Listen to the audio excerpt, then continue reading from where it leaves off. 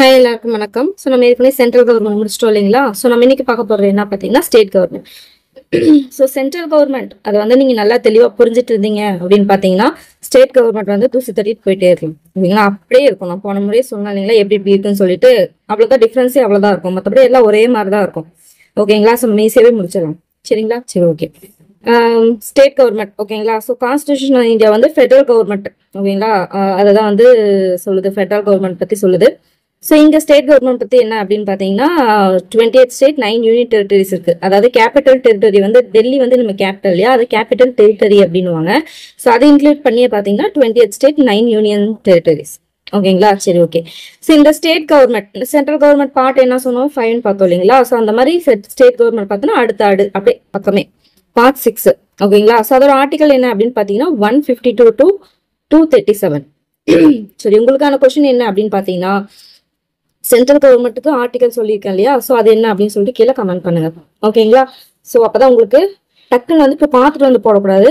டக்குன்னு உங்களுக்கு என்ன தோணுதோ போடுங்க ஓகேங்களா? போட்டுட்டு அதுக்கப்புறமேட்டு கூட இது பண்ணிட்டு அதுக்கப்புறம் எடிட் பண்ணாலும் பண்ணிக்கோங்க. பட் வந்து அந்த டைம்ல உங்களுக்கு என்ன தோணுது அப்படின்றது தான் ஓகேங்களா? எந்த அளவுக்கு ஞாபகம் இருக்கு அப்படின்னு சொல்லிட்டு உங்களுக்கு தெரியும். சரி ஓகே, நம்ம போகலாம். Article 152 to 237 okay. ஸ்டேட் கவர்மெண்ட்ல என்னென்ன இருக்கு அதே தான். எக்ஸிக்யூட்டிவ், ஒரு லெஜிஸ்லேச்சர், அதே ஜுடிஷியரி. அங்கே சென்ட்ரல் என்ன இருந்துச்சோ அப்படியே. அதே மாதிரி பார்த்தோன்னா எக்ஸிக்யூட்டிவ் என்ன பார்ப்போம், இங்கே கவர்னருக்கு பதிலாக பிரசிடென்ட் பார்ப்போம், சிஎம்க்கு பதிலாக பிஎம் பார்ப்போம்.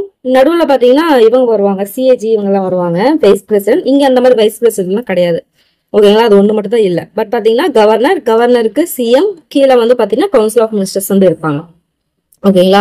ஸோ இவங்களுக்கு வந்து பார்த்தீங்கன்னா கவர்னரோட ஏஜ் பார்த்தீங்கன்னா 35 வயசு இருக்கணும். அது மாதிரி பார்த்தீங்கன்னா டேர்ம் வந்து 5 years தான். சிஎம்க்கு 5 years ஓகேங்களா? சரி ஓகே. லெஜிஸ்லேச்சர் பார்க்கலாம். லெஜிஸ்லேச்சர் அங்கே எப்படி அப்பர் ஹவுஸ் லோயர் ஹவுஸ் தெரிஞ்சிருக்கோ அதே மாதிரி இங்கே அப்பர் ஹவுஸ் லோயர் ஹவுஸ் இருக்கும். ஸோ அதான் வந்து அங்கே வந்து ராஜ்யசபா அப்படின்னாங்கன்னா இங்கே லெஜிஸ்லேட்டிவ் கவுன்சில்வாங்க ஓகேங்களா? ஸோ ராஜ்யசபாக்கு என்னன்னு சொல்லுவோம், கவுன்சில் ஆஃப் ஸ்டேட் சொல்லுவோம். ஞாபகம் இருக்கா? அதுதான் பாருங்க, லெஜிஸ்லேட்டிவ் கவுன்சில் ஓகேங்களா? ஸோ இது பாருங்க, லோயர் ஹவுஸ் பார்த்தோம்னா லெஜிஸ்லேட்டிவ் அசம்பிளி ஓகேங்களா? லெஜிஸ்லேட்டிவ் அசம்பிளி ஓகேங்களா? இது கவுன்சில், இது அசம்பிளி ஓகேங்களா? Legislative council, legislative assembly, sorry assembly. So legislative council age என்ன அப்படின்னு பார்த்தீங்கன்னா 30 years இருந்தால் போதும் ஓகேங்களா? சரி ஓகே. ஸோ இவங்களுக்கு வந்து பார்த்தீங்கன்னா 5 years வந்து டேர்ம், 5 years இவங்களுக்கு வந்து 6 years ஓகேங்களா? ஸோ பெர்மனன்ட், இது வந்து டெம்பரவரி ஓகேங்களா? இது வந்து பெர்மனன்ட் ஹவுஸ் ஓகே. இது அப்பர் ஹவுஸ், இது லோயர் ஹவுஸ். இது என்னன்னு சொல்லுவாங்கன்னா விதான் பரிஷாத் அப்படின்னு சொல்லுவாங்க. இது வந்து பாத்தீங்கன்னா இதுக்கு இன்னொரு பேர் இருக்கு, ஓகே கீழே நம்ம பார்க்கலாம். விதான் பரிஷாத், விதான் சபா, ரைட், விதான் சபா ஓகே. விதான் பரிஷாத், விதான் சபா ஓகேங்களா? சரி ஓகே. ஜுடிஷியரி அதே தான், ஹை கோர்ட். அது கீழே பாத்தீங்கன்னா டிஸ்ட்ரிக்ட் கோர்ட்ஸ் அப்படியே வரும். டிஸ்ட்ரிக்ட் கோர்ட் கீழே அது வரும் ஓகேங்களா? ஸோ முக்கியமானது இவ்வளவுதான், ஹை கோர்ட் அவ்வளவுதான் ஓகேங்களா? சரி ஓகே. இதுதான் பாத்தீங்கன்னா அதோட ஸ்ட்ரக்சர் ஸ்டேட் கவர்மெண்ட்டுக்கு ஓகேங்களா? சரி ஓகே, நம்ம லைனா போலாம். ஓகே, ஃபர்ஸ்ட் கவர்னர் ஓகேங்களா? Constitutional head of state executive ஓகேங்களா? So constitutional head of state எக்ஸிக்யூட்டிவ்க்கு கான்ஸ்டிடியூஷனுக்கு ஹெட் யார் அப்படின்னு பார்த்தோம்னா கவர்னர் ஓகேங்களா? So separate governor for each state based on situation one can be appointed for more than one state ஓகேங்களா? அதாவது பார்த்தோம்னா ஒரு ஸ்டேட்டுக்கு மேலே ஒரு கவர்னரே தமிழ்நாட்டிலையும் கவர்னராக இருந்துக்கிட்டு பாண்டிச்சேரிக்கும் கவர்னராக இருக்கலாம் ஓகேங்களா? ஏதோ ஒரு சுச்சுவேஷனும் அந்த மாதிரி தான் பண்ணி ஆகணும் அப்படின்னு இருந்துச்சுன்னா இருக்கலாம், தப்பு கிடையாது அப்படின்றாங்க ஓகேங்களா? சரி, கவர்னருக்கான ஆர்டிகல் என்னன்னு பார்த்தீங்கன்னா 153. பிரசிடென்ட்டுக்கு என்னன்னு பார்த்தோம் 53ன்னு பார்த்தோமா? அப்படியே 153 முடிஞ்சு போச்சு. அது there shall be governor for each state article 153. 154 என்ன 54 என்ன பார்த்தோம், எக்ஸிக்யூட்டிவ் பவர்னு பார்த்தோமா? அதே தான் இங்க article 154 with the executive power of state in கவர்னரோட எக்ஸிக்யூட்டிவ் பவர் ஓகேங்களா? ஸோ இது பாருங்க 55, 55, 56 கவர்னர், அதாவது பார்த்தோன்னா பிரசிடென்டால் அப்பாயிண்ட் பண்ணப்படுறாரு இல்லையா, அது கவர்னர் அப்பாயிண்டட் பிரசிடென்ட். 56 அதுக்கு அடுத்தது அப்பாயிண்ட் பண்றாங்க, உடனே ரிமூவ் பண்ணிடுறாங்க அப்படின்னு ஞாபகம் அப்படியே அடுத்தடுத்தே வரும் ஓகேங்களா? So 53 there shall be governor, 54 executive power, 55 appointment, 56 removal, முடிஞ்சு போச்சு ஓகேங்களா? ஸோ அதுக்கு டிஃப்ரெண்டா வரும் இம்பீச்மெண்ட் அதெல்லாம். ஸோ அதனால வந்து அதோட கன்ஃபியூஸ் பண்ணிக்காதீங்க ஓகேங்களா? சரி ஓகே. அப்பாயின்மெண்ட் யாருன்னு சொல்லிட்டு பார்த்துட்டோம், பை பிரசிடென்டால அப்பாயிண்ட் பண்ணப்படுறவர். இவரோட டேர்ம் வந்து 5 years தான். அதே மாதிரி இன்னொரு முக்கியமான விஷயம் என்னன்னா சேம் ஸ்டேட்டை சேர்ந்த ஒருத்தர் வந்து கவர்னரா வந்து போட மாட்டாங்க. ஃபார் எக்ஸாம்பிள் இப்போ நம்மளுக்கு தமிழ்நாட்டில் வந்து ஒரு கவர்னர் போடுறாங்க ரவி தானே. ஸோ அவர் போட்டாரு அப்படின்னா அவர் வந்து தமிழ்நாடு சேர்ந்தவர் கிடையாது. வேற ஸ்டேட் சேர்ந்தவராக தான் இருப்பார். அந்த மாதிரி தான் போடணும். ஓகேங்களா? The governor doesn't belong to state where he is appointed. எங்க அப்பாயிண்ட் பண்ண போறாரோ அந்த ஸ்டேட்டுக்கு, அந்த ஸ்டேட்ல வந்து அவர் வந்து இருக்க மாட்டார். அவரோட சொந்த ஸ்டேட் அதுவா இருக்காது, வேற ஸ்டேட்டா தான் இருக்கும். ஓகேங்களா? அப்படிதான் போடுவாங்க. ஓகேங்களா? ஸோ அதே மாதிரி பாத்தீங்கன்னா பிரசிடென்ட் நினைச்சாருன்னா ஒரு ஸ்டேட்ல இருந்து இன்னொரு ஸ்டேட்டுக்கு மாத்தலாம். ஓகேங்களா? ஸோ அதான் வந்து சொல்றாங்க. ஸோ ரெசிக்னேஷன் எப்பவும் போல பிரசிடென்ட் கிட்ட. ஓகேங்களா? சரி, அதே மாதிரி பாத்தீங்கன்னா லெஜிஸ்லேட்டிவ் ஸ்டேட் அதே மாதிரி ஹைகோர்ட் வந்து ரிமூவ் பண்ண முடியுமா அப்படின்னு பாத்தீங்கன்னா இல்ல. ரொம்ப முக்கியமான ஒரு பாயிண்ட். ஓகேங்களா? ஸோ இதெல்லாம் அப்படியே ட்விஸ்ட் பண்ணி கேட்டிருக்காங்க நிறைய ஸ்டேட்மெண்ட்ல தனியா. அது வந்து எப்படி கேட்டிருக்காங்கன்னே சொல்ல முடியாது. கீ பாயிண்ட் வச்சு தான் அதெல்லாம் படிக்க முடியும். ஓகேங்களா? ஸோ அதான் அந்த legislature of state or high court வந்து என்ன பண்ண முடியாது, கவர்னரை ரிமூவ் பண்ண முடியாது. ஓகேங்களா? பிரசிடென்ட் தான் ரிமூவ் பண்ண முடியும். அதே மாதிரி பார்த்தீங்கன்னா appointed for any number of terms. ஓகேங்களா? நம்ம 5 வருஷம் படிக்கணும் இல்லையா, இருந்தாலுமே எனி நம்பர் ஆஃப் டேர்ம்ஸ் வந்து அப்பாயிண்ட் பண்ண முடியும். ஓகேங்களா? ஸோ பிரசிடென்ட்டோட இது இருக்கிற வரைக்கும் அவரோட என்ன சொல்றது, ரெக்கமெண்டேஷன் மாதிரி இப்போ சொல்லுவோம் இல்லையா, அது மாதிரி இருக்கிற வரைக்கும் அவர் வந்து அங்கேயே இருப்பாரு. ஓகேங்களா? ஸோ அடுத்து சரி ஓகே, 2 கன்வென்ஷன் செட்டப் இருக்கு. ஓகேங்களா? கவர்னர் அப்பாயிண்ட் பண்ணா ரெண்டு இது இருக்கு. அது என்னென்ன அப்படின்னு பார்த்தீங்கன்னா first, he should not be resident of the state consent. ஓகேங்களா? எந்த ஸ்டேட் அப்பாயிண்ட் பண்ண போறாரோ அதோட ரெசிடென்ட்டா அவர் இருக்கக்கூடாது. அதே மாதிரி the state government consent is consulted and its views sought regarding the choice. ஓகேங்களா? regarding the choice. ஓகேங்களா? ஸோ பிரசிடென்ட் தான் அப்பாயிண்ட் பண்றாருனாலுமே அந்த ஸ்டேட் கவர்மெண்ட் எந்த ஸ்டேட்டுக்கு அப்பாயிண்ட் பண்ண போறாங்களோ அது கன்சல்ட் பண்ணணும். ஓகேங்களா? கன்சல்ட் பண்ணி தான் அவங்களோட வியூஸ் என்ன, அவங்க என்ன நினைக்கிறாங்க அவங்கள பத்தி அப்படின்னு சொல்லிட்டு எல்லாமே தெரிஞ்சுக்கிட்டு தான் என்ன பண்ண அப்பாயிண்ட் பண்ணணும். இது 2 விஷயம் வந்து கவர்னர் அப்பாயிண்ட் பண்ணும்போது பார்க்க வேண்டிய ஒரு விஷயம். ஓகேங்களா? அடுத்து ஒரு முக்கியமான ஒரு பாக்ஸ் கொஸ்டின் இது. ஆர்டிகல் 158(3A) சொல்லிட்டு ஒரு ஆர்டிகல் இருக்கு. அது என்ன சொல்லுது அப்படின்னு பாத்தீங்கன்னா, when the same person, அதாவது ஒரே பர்சனை 2-3 ஸ்டேட்டுக்கு கவர்னரா போடுறாங்க அப்படின்னு வச்சுக்கோங்க, அவனோட எமுலிமெண்ட்ஸ் அது மாதிரி பார்த்தா அலோவன்ஸ் இருக்கு இல்லையா, அந்த கவர்னருக்கு பே பண்ணும் இல்லையா, அது பார்த்தீங்கன்னா shall be allocated among the states. ஓகேங்களா? In such proportion as a president may be ordered to determine.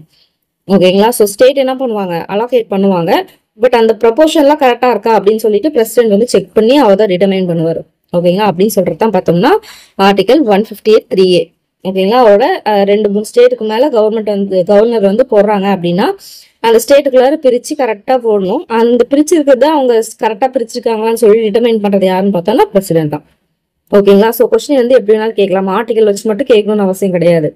யார் அலோகேட் பண்ணுவாங்க அப்படின்னு கேட்குவாங்க. அதே மாதிரி அதை யார் டிட்டர்மைன் பண்றாங்க அப்படின்னு கேட்பாங்க. ஓகேங்களா? சரி ஓகே, இது ஆர்டிகல் 158(3A). ஓகேங்களா? Article 158(3A). சரி ஓகே, அடுத்து பாருங்க ஆர்டிகல் 157, 158 என்ன சொல்லுது அப்படின்னு பாத்தீங்கன்னா, அவரோட specific eligibility requirements for post of governor. ஓகேங்களா? ஸோ கவர்னருக்கான எலிஜிபிலிட்டி குவாலிஃபிகேஷன். ஸோ நம்ம இங்க பார்த்தோம் இல்லைங்களா 156. அடுத்து என்ன 157 and 158 அது பார்த்தோம்னா குவாலிஃபிகேஷன் அப்படின்னு எழுதிக்கோங்க, குவாலிஃபிகேஷன்.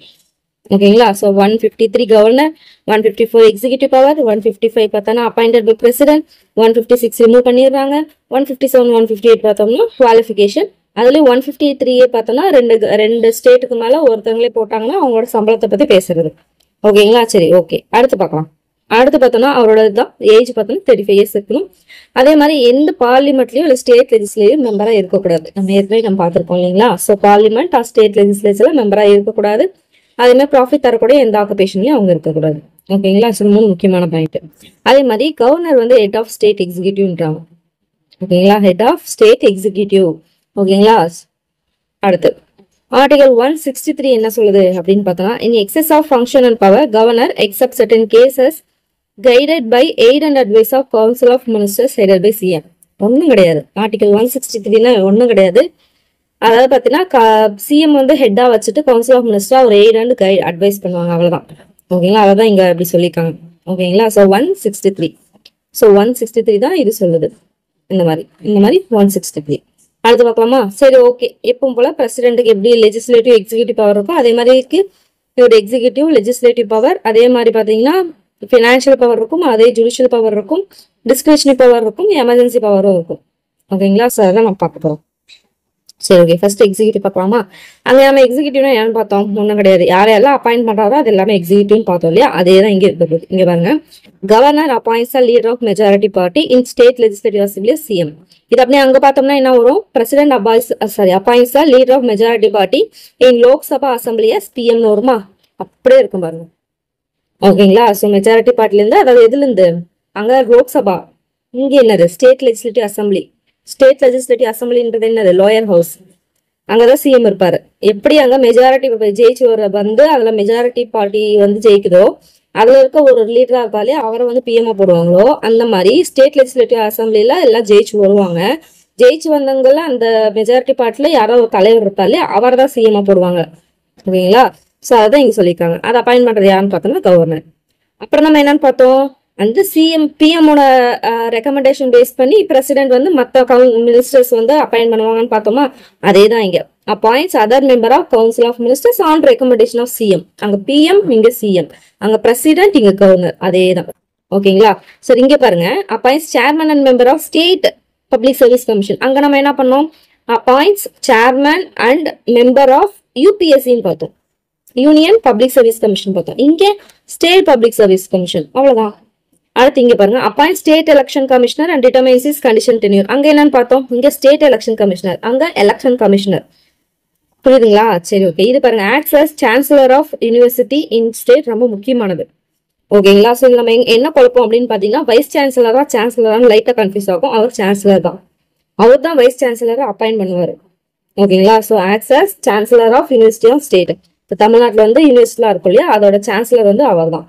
அவர் என்ன பண்ணுவாரு? வைஸ் சான்சலரை செலக்ட் பண்ணுவார், அப்பாயிண்ட் பண்ணுவார். ஓகேங்களா? அதே மாதிரி பார்த்தீங்கன்னா, இப்போ பிரசிடென்ட் ரூல் வந்து இப்போ போடும்போது ஸ்டேட்டுக்கு பிரசிடென்ட் ரூல் போட்டாங்க அப்படின்னா, பிரசிடென்ட் பேர்ல பார்த்தோன்னா கவர்னர் தான் ஆட்சி செய்வார். அப்போ சேர்மன் எல்லாம் அந்த சிஎம் எல்லாம் கலைச்சு விட்டுருவாங்க, அந்த ஆட்சியை கலைச்சு விட்டுருவாங்க. ஓகேங்களா? ஸோ இதெல்லாம் பார்த்தீங்கன்னா அவரோட எக்ஸிக்யூட்டிவ் பவர். இன்னொரு விஷயம் என்னன்னா, எக்ஸிக்யூட்டிவ் பவர் என்ன, லெஜிஸ்லேட்டிவ் பவர் என்னன்னு சொல்லிட்டு தெளிவாக புரிஞ்சு படிக்கணும். கொஸ்டின் வந்து எப்படி வேணாலும் கேட்பாங்க. ஓகேங்களா? which of the following doesn't belong to executive power of governor அப்படின்னு கேட்பாங்க. எல்லா பவருமே தான் கொடுப்பாங்க. ஆனா அது எக்ஸிக்யூட்டிவ் பவரா லெஜிஸ்லேட்டிவ் பவரான்னு பார்த்து பண்ணிக்கணும். எக்ஸிக்யூட்டிவ் பவர்னா என்ன? இப்போ ஒரு எம்டியா இருந்தா நான் என்னெல்லாம் பண்ணுவேன், யாரெல்லாம் அப்பாயிண்ட் பண்ணுவேன், என்னெல்லாம் பண்ணுவேன்னு சொல்லிட்டு, அதாவது எக்ஸிக்யூட்டிவ் சம்பந்தமா, ஆளுங்க சம்பந்தமா யாரை அப்பாயிண்ட் பண்ணுவேன், யாரை தூக்குவேன் அப்படின்னு பேசுறது எக்ஸிக்யூட்டிவ். இது லெஜிஸ்லேட்டிவ் பவர்னா என்ன? அந்த ஆஃபீஸ்க்குள்ள போய் நான் என்னென்னலாம் வேலை பார்ப்பேன் அப்படின்றத பாத்தீங்கன்னா, ஆபீஸ்ல நடக்கிற வேலையை பாக்குறது லெஜிஸ்லேட்டிவ் பவர். அங்க இருக்க ஆளுங்களை பத்தி அப்பாயிண்ட் பண்றது, தூக்குறது எல்லாம் எக்ஸிக்யூட்டிவ் பவர் அப்படின்னு ஞாபகம் வச்சுக்கோங்க. ஓகேங்களா? ஏன்னா மேக்ஸிமம் அப்படிதான் இருக்கும். இங்க பாருங்க, லெஜிஸ்லேட்டிவ் பவர். ஸோ கவர்னர் யார் அப்படின்னு பாத்தீங்கன்னா, integral part of state legislative. ரொம்ப முக்கியமானது. ஆனா வந்து பாத்தீங்கன்னா எந்த ஹவுஸ்லயுமே, அதாவது எம்எல்சி எம்எல்ஏ ரெண்டுத்துலயுமே பாத்தீங்கன்னா என்னது, சரி, எல்சி எல்ஏ ரெண்டுத்துலயுமே பாத்தீங்கன்னா ஒரு மெம்பரா இருக்க மாட்டாரு. ஓகேங்களா? பட் வந்து பாத்தீங்கன்னா அந்த ஸ்டேட் லெஜிஸ்லேட்டோட இன்டெகிரல் பார்ட்டா இருப்பாரு. ஓகேங்களா? விஷயம் புரிஞ்சுக்கணும். மெம்பரா இருக்க மாட்டாரு, பட் அவர் வந்து இன்டெகிரல் பார்ட் அவர் அதுல. ஓகேங்களா? சரி, ஓகே. இவர் என்னெல்லாம் பண்ணுவாரு? அதேதான் பிரசிடென்ட் என்ன பண்ணாரோ அதேதான். Right to summon, prorogue state legislature and dissolve it. அவங்களா சம்மன் பண்ண முடியும், ப்ரோராக் பண்ண முடியும், அதே மாதிரி டிசால்வும் பண்ண முடியும். ஓகேங்களா? சரி, ஓகே. அடுத்து பார்க்கலாமா? Address state legislature at commencement of first session after election. அதேதான். ஸ்பீச் ஃப்ரம் த்ரோன்னு பார்த்தோமா? அதேதான். ஃபர்ஸ்ட் செஷன் ஜெயிச்சு ஃபர்ஸ்ட் செஷன் நடக்கும் இல்லையா, எல்லாம் ஜெயிச்சவங்களாம் ஒன்னா வந்து அப்ப அவர் தான் போய் அட்ரஸ் பண்ணுவாரு. அதே மாதிரி அவர் என்ன பண்ணுவாரு? பில் வந்து பெண்டிங் மெசேஜ் போடுவாருன்னு பார்த்தோமா? அதேதான். ஓகேங்களா? ஸோ வந்து ஏன் இங்க வந்து அங்க வந்து பார்லிமெண்ட் மொத்தமா கொடுத்துருப்பாங்க, இங்க வந்து ஸ்டேட் லெஜிஸ்லேஷன் சொல்லியிருக்காங்க. காரணம் என்ன அப்படின்னு பாத்தீங்கன்னா, மேக்சிமம் வேலை நடக்கிறதே பாத்தீங்கன்னா ஸ்டேட் லெஜிஸ்லேச்சர்ல தான் நடக்கும். State legislature, okay, state legislature கரெக்டாக தான் கொடுத்துருக்காங்க, நான் தான் கன்ஃபியூஸ் ஆயிட்டேன், சாரி. பட் இருந்தாலுமே லெஜிஸ்லேட்டிவ் அசம்பிளில தான் நடக்கும். ஏன்னா நிறைய ஸ்டேட்டுக்கு பாத்தீங்கன்னா லெஜிஸ்லேட்டிவ் கவுன்சில் இருக்காது. ஃபார் எக்ஸாம்பிள் தமிழ்நாட்டுக்குலாம் இல்லவே இல்லை. ஒரு 6ன்னு நினைக்கிறேன், 6 என்னமோ அதுல மட்டும்தான் வந்து பாத்தீங்கன்னா எல்சி இருக்கும். ஓகேங்களா? எல்ஏ வந்து இருக்காது. ஓகேங்களா? ஏதோ ஒண்ணு. ஸோ அங்க பார்லிமெண்ட், இங்க ஸ்டேட் லெஜிஸ்லேச்சர்லயே நான் தான் லைட்டா கன்ஃபியூஸ் ஆயிட்டேன், சாரி சார். ஓகேங்களா? ஸோ ஸ்டேட் லெஜிஸ்லேச்சர்ல வந்து பாத்தீங்கன்னா ஏதாவது பில் பெண்டிங்கா இருந்துச்சுன்னா, ஏன்ப்பா அந்த மாதிரி பெண்டிங்கா இருக்கு, எல்லாம் முடிச்சு கொடுங்கப்பா அப்படின்னு சொல்லிட்டு அவர் என்ன பண்ணுவார்? மெசேஜ் அனுப்புவார். பிரசிடென்ட் எப்படி பார்லிமெண்ட்டுக்கு அனுப்புவாரோ அதே மாதிரி பாத்தீங்கன்னா appoint any member of legislative assembly when both speaker and deputy speaker is absent. ஸ்பீக்கரும் ஆப்சென்ட், டெப்யூட்டி அவர் இல்லைன்னா டெப்யூட்டி ஸ்பீக்கர் அவரும் ஆப்சென்ட் அப்படின்னா அவர் தான் என்ன பண்ணுவார் அப்படின்னு பாத்தீங்கன்னா, அங்க இருக்கிற அந்த லெஜிஸ்லேட்டிவ் அசம்பிளி இருக்கு இல்லையா, லெஜிஸ்லேட்டிவ் அசம்பிளில இருப்பாங்க இல்லையா, லாயர் ஹவுஸ் இருப்பாங்க இல்லையா, அங்க இருக்கிற யாராவது ஒருத்தர் என்ன பண்ணுவாங்க, அப்ப அந்த டைம்ல அந்த அவங்களுக்கு பதிலாக இது ஸ்பீக்கரா வந்து கொண்டு வருவாங்க. அதை அப்பாயின்ட் பண்றது யாருன்னு பார்த்தோன்னா இவர் தான். யாரு? கவர்னர். இது என்னது? Legislative power. இதுவும் அப்பாயின்மெண்ட் தான், அப்பாயின்ட் பண்றது தான். பட் வந்து பாத்தீங்கன்னா அந்த லெஜிஸ்லேட்டிவ் அசம்பிளில நடக்கிறது. ஓகேங்களா? சரி, ஓகே. அடுத்து பார்க்கலாம். அதே மாதிரி நம்ம பார்த்தோம் இல்லையா, ஒரு ஆங்கிலோ இந்தியனை வந்து லெஜிஸ்லேட்டிவ் அசம்பிளிக்கு நாமினேட் பண்ணுவார் பார்த்தோம் இல்லையா, அதுதான். அதே மாதிரி பார்த்தா லெஜிஸ்லேட்டிவ் கவுன்சில் இருக்கு இல்லையா, அதுல 6th அதாவது 6ல ஒரு இது பார்த்தீங்கன்னா அதாவது சயின்ஸ் சம்பந்தமா, லிட்ரேச்சர் சம்பந்தமா, ஆர்ட் சம்பந்தமா, கோஆபரேட்டிவ் மூவ்மெண்ட், அதே மாதிரி சோசியல் சர்வீஸ், இது சம்பந்தமா வந்து ஒரு ப்ரொஃபிஷியன்சியா இருப்பாங்க இல்லையா, அவங்கள வந்து இவர் நாமினேட் பண்ணுவார். ஒரு ஆங்கிலோ இந்தியன் 6th 1 பார்ட் வந்து பாத்தீங்கன்னா லெஜிஸ்லேட்டிவ் கவுன்சில்ல நாமினேட் பண்ணுவார், இதுல ப்ரொஃபிஷியன்சியா இருக்காங்க.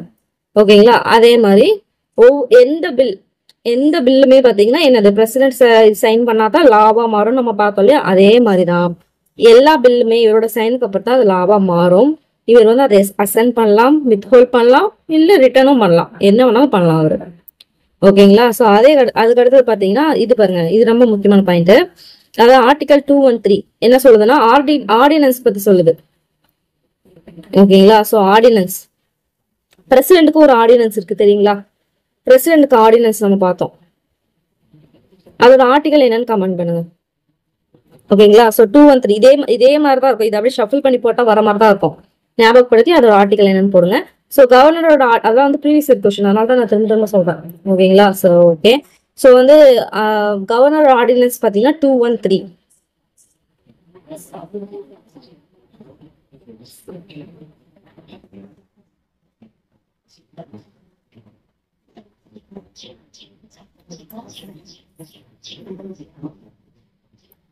ஓகே, இதுல ஷஃபிள் பண்ணும்போது இன்னொன்னு வரும், 213 312 ஒன்று வரும், ஞாபகம் இருக்குங்களா? ப்ரீவியஸ் இயர் கொஸ்டின் சொல்லிட்டு நம்ம சொல்லி போட்டிருக்கோம் 312 சொல்லிட்டு. ஓகே, 312 என்ன சொல்லுதுன்னு கீழே கமெண்ட் பண்ணுங்க. ஓகேங்களா? இல்ல லைட்டா அப்படிதான் கன்ஃபியூஸ் ஆகும். ஓகேங்களா? ஸ்டேட்மெண்ட் எல்லாம் கொடுக்கும்போது நம்மளுக்கு ஒண்ணுமே புரியாது, அதனால நம்ம எப்படி குழப்பி கேட்டாலும் என்ன பண்ணுவோம், சொன்னாதான் வந்து ஞாபகம் வச்சுக்கிட்டாதான் அது வந்து எப்படி எங்க கேட்டாலும் நம்ம சொல்ல முடியும். ஸோ 213னா கவர்னரோட ஆர்டினன்ஸ் பார்த்தோம் இல்லைங்களா? ஸோ அதே மாதிரி இதை ஷஃபிள் பண்ணும்போது ஒரு ஆர்டிகல் வரும், அது வந்து பிரசிடென்டோட ஆர்டினன்ஸ். இது பார்த்தீங்கன்னா இதே ஷஃபிள் பண்ணும்போது 312 அப்படின்னு வரும். இங்க நம்ம 213க்கும் 312க்கும் தான் கன்ஃபியூஸ் ஆகும். ஓகேங்களா? ஏதோ ஒன்று கிளியர் ஆயிக்கோங்க. 312னா என்னன்னு ஃபர்ஸ்ட் நல்லா கிளியர் ஆயிருங்க. அதே மாதிரி 213 என்ன சொல்லி கிளியர் ஆயிடுங்க. அப்போ கிளியர் ஆனாதான் ஸ்டேட்மெண்ட் கேட்கும்போது 312வா இல்ல 213 அப்படின்னு சொல்லிட்டு ஒரு கன்ஃபியூஷன் இல்லாம டக்குன்னு அடிக்க முடியும். ஓகேங்களா? சரி, ஓகே, நானே சொல்லிடுறேன். ஓகே, பாருங்க, பிரசிடென்ட் பார்த்தோன்னா 1 2 3 அப்படியே லைனா வரும் பாருங்க.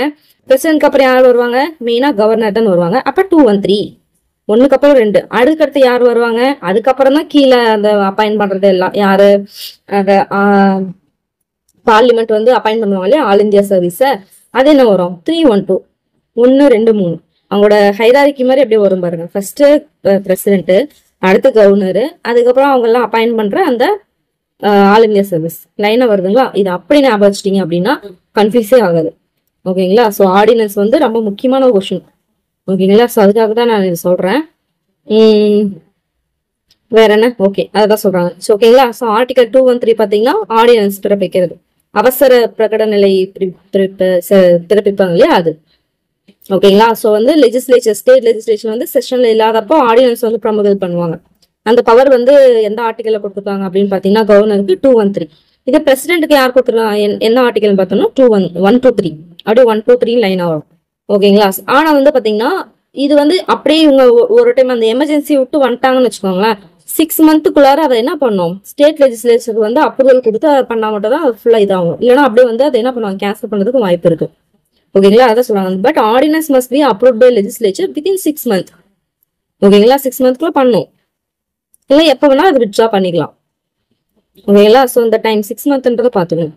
ஓகேங்களா? அங்கேயும் அதே தான், ஆர்டினன்ஸ் வந்து அதே மாதிரி 6 மந்த் அதே தான். ஓகேங்களா? சரி, ஓகே.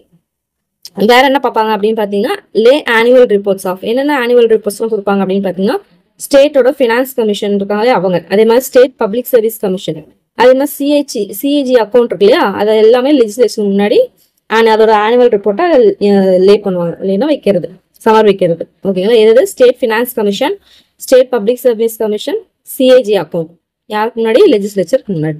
ஸோ இதெல்லாம் பார்த்தீங்கன்னா லெஜிஸ்லேட்டிவ் பவர். ஓகேங்களா. ஸோ வந்து நம்ம இதுல ஒரு பாயிண்ட் படிக்கிறோம் அப்படின்னா டக்குன்னு அங்க என்னவா இருந்தோம், இதே வந்து அங்க என்ன வந்திருக்கும் அப்படின்னு சொல்லி யோசிச்சு பார்த்து கம்பேர் பண்ணி படிச்சீங்கன்னா டக்குன்னு ஈஸியா முடிச்சிடலாம். ஓகேங்களா. ஒரு கன்ஃபியூஷன் இல்லாம படிச்சுக்க முடியும். ஓகேங்களா. சரி, ஓகே. இது ஃபினான்ஷியல் பவர் என்ன அப்படின்னு பார்த்தோம்னா, prepare and introduce annual and supplementary budget to state legislature. ஓகேங்களா. So prepare and introduce annual and supplementary budget state லெஜிஸ்லேச்சருக்கு ஆனுவல் அண்ட் சப்ளிமெண்டரி பட்ஜெட் வந்து என்ன பண்ணுவாங்க, ப்ரிப்பேர் பண்ணி இன்ட்ரடியூஸ் பண்ணுவாங்க. அதே மாதிரி பார்த்தீங்கன்னா மணி பில் வந்து இன்ட்ரோ பண்றாங்க இல்லையா, லெஜிஸ்லேட்டிவ் அசம்பிளி மட்டும்தான் வந்து பண்ண முடியும், லோயர் ஹவுஸ் தான் பண்ண முடியும், நம்ம பார்த்தோம் இல்லையா மணி பில். ஸோ அது வந்து பார்த்தீங்கன்னா இவரோட ரெக்கமெண்டேஷன் மூலியமா மட்டும்தான் என்ன பண்ண முடியும், இன்ட்ரடியூஸ் பண்ண முடியும். ஓகேங்களா. இவரோட ரெக்கமெண்டேஷன் கண்டிப்பா இருக்குமா தேவையில்லையா அப்படின்ற மாதிரி கேட்பாங்க. கண்டிப்பா இவரது வேணும். ஓகேங்களா. சரி, okay. Ordinance passed by governor. சரி, ஓகே. அதெல்லாம் வரும், இங்க எழுதிட்டேன். சரி, ஓகே, இதை விட்டுருங்க. அடுத்து பார்த்தீங்கன்னா make advances and contingency fund. அங்க எப்படி படிச்சோம், பிரசிடென்ட்டுக்கு கான்டிஜென்சி ஃபண்ட், அதாவது கான்டிஜென்சி ஃபண்ட் வந்து பார்த்தோம்னா பிரசிடென்ட்டுக்கு தான் பவர் இருக்குன்னு பார்த்தோம்ல, அதே மாதிரி இங்கேயும் யாருக்கு, கவர்னருக்கு தான் பவர் இருக்கு கான்டிஜென்சி ஃபண்ட்ல. அதே மாதிரி பார்த்தீங்கன்னா அங்கேயும் ஃபினான்ஸ் கமிஷன் 5 இயர்ஸ்க்கு ஒன்ஸ் போடுவாங்க பார்த்தோமா, அதே மாதிரி இங்கே ஃபினான்ஸ் கமிஷன் ஒவ்வொரு 5 இயர்ஸ்க்கு போடுவாங்க. ஓகேங்களா. அங்க வந்து பாத்தீங்கன்னா யூனியன் லெவல்ல, இங்க பாத்தீங்கன்னா பஞ்சாயத்து அண்ட் முனிசிபாலிட்டிக்கு போடுவாங்க. ஓகேங்களா. அதாவது லோக்கல் பாடிஸ் இருக்காங்க இல்லையா, அவங்களுக்கு போடுவாங்க. ஓகேங்களா. ரெண்டுக்கும் வித்தியாசம் தெரிஞ்சுக்கணும். அவங்களும் எப்படி ஃபினான்ஸ் கமிஷன் போடுவாங்க, இவங்களும் ஃபினான்ஸ் கமிஷன் போடுவாங்க அப்படின்னு பார்த்தோம்னா, அவங்க வந்து யூனியன் லெவல்ல போடுவாங்க, ஸ்டேட்டுக்கு போடுவாங்க. இவங்க வந்து லோக்கல் பாடிஸ் போடுவாங்க, பஞ்சாயத்து அண்ட் முனிசிபாலிட்டிக்கு வந்து போடுவாங்க. ஓகேங்களா. ஸோ அது கரெக்டாக பார்த்துக்கணும். இங்கதான் வந்து அவங்க கன்ஃபியூஸ் பண்ணுவாங்க. ஓகேங்களா. இந்த பாயிண்ட்ல கரெக்டா பார்த்துக்கணும். சரி, ஓகே. ஜுடிஷியல் பவர் என்ன அப்படின்னு பாத்தீங்கன்னா, அட்டார்னி ஜெனரல் இருக்காங்க இல்லையா, ஸ்டேட்டோட அட்டார்னி ஜெனரல் இருக்காங்க இல்லையா, அதை வந்து அப்பாயின்ட் பண்றது பாத்தீங்கன்னா இவங்க தான். ஓகேங்களா. ஸோ ஸ்டேட்டோட அட்டார்னி ஜெனரலை வந்து அப்பாயின்ட் பண்றது யாருன்னு பார்த்தோம்னா இவங்க தான். ஸோ அதோட ஆர்டிகல் என்ன அப்படின்னு பாத்தீங்கன்னா 165 வரும், இது நோட் பண்ணிக்கோங்க. ஓகேங்களா. 165. அதே மாதிரி பாத்தீங்கன்னா டிஸ்ட்ரிக்ட் ஜட்ஜஸ் இருக்காங்க இல்லையா, ஸோ அவங்கள வந்து அப்பாயின்ட் பண்றது யாருன்னா கவர்னர் தான். ஹைகோர்ட் இருக்காங்க இல்லையா, அவங்களோட கன்சல்ட் பண்ணி அப்பாயின்ட் பண்றது பார்த்தோம்னா கவர்னர் தான். பட் இந்த ஹைகோர்ட் சீஃப் ஜஸ்டிஸ் அப்பாயின்ட் பண்றது பிரசிடென்ட் தான், கன்ஃபியூஸ் பண்ணக்கூடாது. ஓகேங்களா. ஸோ ஹைகோர்ட் கீழே போற ஜட்ஜ் எல்லாத்தையுமே பார்த்தோன்னா அப்பாயின்ட் பண்றது, போஸ்டிங் போறது, ப்ரமோஷன், இது எல்லாமே கவர்னர் தான். பட் டிஸ்ட்ரிக்ட் ஜட்ஜுக்கு முன்னாடி இருக்கவங்க யாரு, high court judge, supreme court judge, அதுல இருக்க இவங்களா இருப்பாங்க இல்லையா, அது எல்லாமே பாத்தீங்கன்னா பிரசிடென்ட் சம்மந்தப்பட்டது. ஓகேங்களா. ஸோ அதே மாதிரி பாத்தீங்கன்னா கேன் பார்டன், அவரோட பார்டன் பவர் என்ன அப்படின்னு பாத்தீங்கன்னா, அவர் வந்து can pardon, commute or reprieve punishment except death sentence. இது வந்து பிரசிடென்ட் மட்டும் தான் பண்ணுவாரு. ஓகேங்களா. சரி, அடுத்து இது பார்த்தோம்னா டிஸ்கிரிஷனரி பவர் என்ன அப்படின்னு பார்த்தோம்னா, can reserve bill for president consideration. இதோட ஆர்டிகல் 200 ரொம்ப முக்கியமானது, ப்ரீவியஸ் கொஸ்டின்ல கேட்டிருக்காங்க. ஓகேங்களா. ஸோ ஆர்டிகல் 200 என்ன அப்படின்னு பார்த்தோம்னா, can reserve bill for president consideration. பிரசிடென்டோட கன்சிடரேஷனுக்காக பில் வந்து ரிசர்வ் பண்ணி வைக்கலாம். ஓகேங்களா. அவர் வந்து கன்சிடர் பண்றதுக்காக. ஸோ இது அது சொல்ற ஆர்டிகல் என்ன பார்த்தோம்னா 200. ஓகேங்களா. உங்களுக்கான கொஸ்டின் என்ன, இன்னொரு கொஸ்டின் என்ன, அடுத்த கொஸ்டின் என்ன பார்த்தீங்கன்னா 100 சொல்லிட்டு ஒரு ஆர்டிகல் பார்த்தோம், ஞாபகம் இருக்குன்னு நினைக்கிறேன். அது என்ன சொல்ல வருது அப்படின்னு கீழே கமெண்ட் பண்ணுங்க. அடுத்து பாருங்க, can call any leaders of party to form ministry when no clear majority in LA legislative assembly after election. அதே தான். ஓகேங்களா. ஸோ அதை வந்து மினிஸ்ட்ரி ஃபார்ம் பண்றதுல ஏதோ டை அப் ஆச்சோ ஏதோ ஒன்று ஆயிடுச்சு அப்படின்னா, ஒரு கிளியரான ஒரு மெஜாரிட்டி இல்லை அப்படின்னா இவர் தான் என்ன பண்ணுவாரு, போய் அவங்களுக்குள்ளார அவர் வந்து ஒரு ஆராய்ச்சி பண்ணி அதை ஒரு ஆராய்ந்து ஓகே இவர் வந்து செட் ஆவாரு மினிஸ்ட்ரி ஃபார்ம் பண்றதுக்கு அப்படின்னு சொல்லிட்டு இவர் செலக்ட் பண்ணுவார். ஓகேங்களா. ஸோ அந்த பவருக்கு எப்படி பிரசிடென்ட்டுக்கு வந்து பிஎம் இருக்கும், அதே மாதிரி இது சிஎம்க்கு இருக்கு. அதே மாதிரி பாத்தீங்கன்னா கான்ஃபரன்ஸ் வந்து அவங்களால ப்ரூஃப் பண்ண முடியல, நோ கான்ஃபரன்ஸ் மோஷன் போட்டு அவங்களால ப்ரூஃப் பண்ண முடியல அப்படின்னா அந்த அசம்பிளி வந்து கலைக்கவும் அவருக்கு வந்து என்ன பண்ணுது, பவர் இருக்கு, டிஸ்மிஸ் பண்ணலாம். Dismiss council of minister when it is unable to prove confidence in legislative assembly. ஓகேங்களா. இதெல்லாம் அவரோட discretionary power. Okay. Emergency power, பிரசிடென்ட்டுக்கு எமர்ஜென்சி பவர் என்ன 352, இவருக்கு என்ன 356. அவ்வளவுதான், ஒன்றும் கிடையாது. ஓகேங்களா. எமர்ஜென்சி பவர்ல மூணு தான் பார்த்தோம். ஒன்னு பார்த்தோம்னா நேஷனல் எமர்ஜென்சி, அது 352. இன்னொரு ஸ்டேட் எமர்ஜென்சி 356, இன்னொரு ஃபினான்ஸ் எமர்ஜென்சி 360. ஓகேங்களா. இது ஞாபகம் இருந்துச்சுன்னா இதுல எப்படி பார்த்தாலும் குட்டிக்கானம் போட்டாலும் இருக்கணும். இதே இன்னொன்னு ஒன்று வரும், அதாவது பார்த்தோன்னா 359 சொல்லிட்டு ஒன்று வரும். அது என்ன அப்படின்னு பாத்தீங்கன்னா, எமர்ஜென்சி டைம்ல அந்த ஃபண்டமெண்டல் ரைட்ஸ் இருக்கு இல்லையா, அதை வந்து என்ன பண்ணுவாங்க, சஸ்பெண்ட் பண்ணுவாங்க, பார்த்துருக்கேன் ஒரு சிலதை. ஓகேங்களா.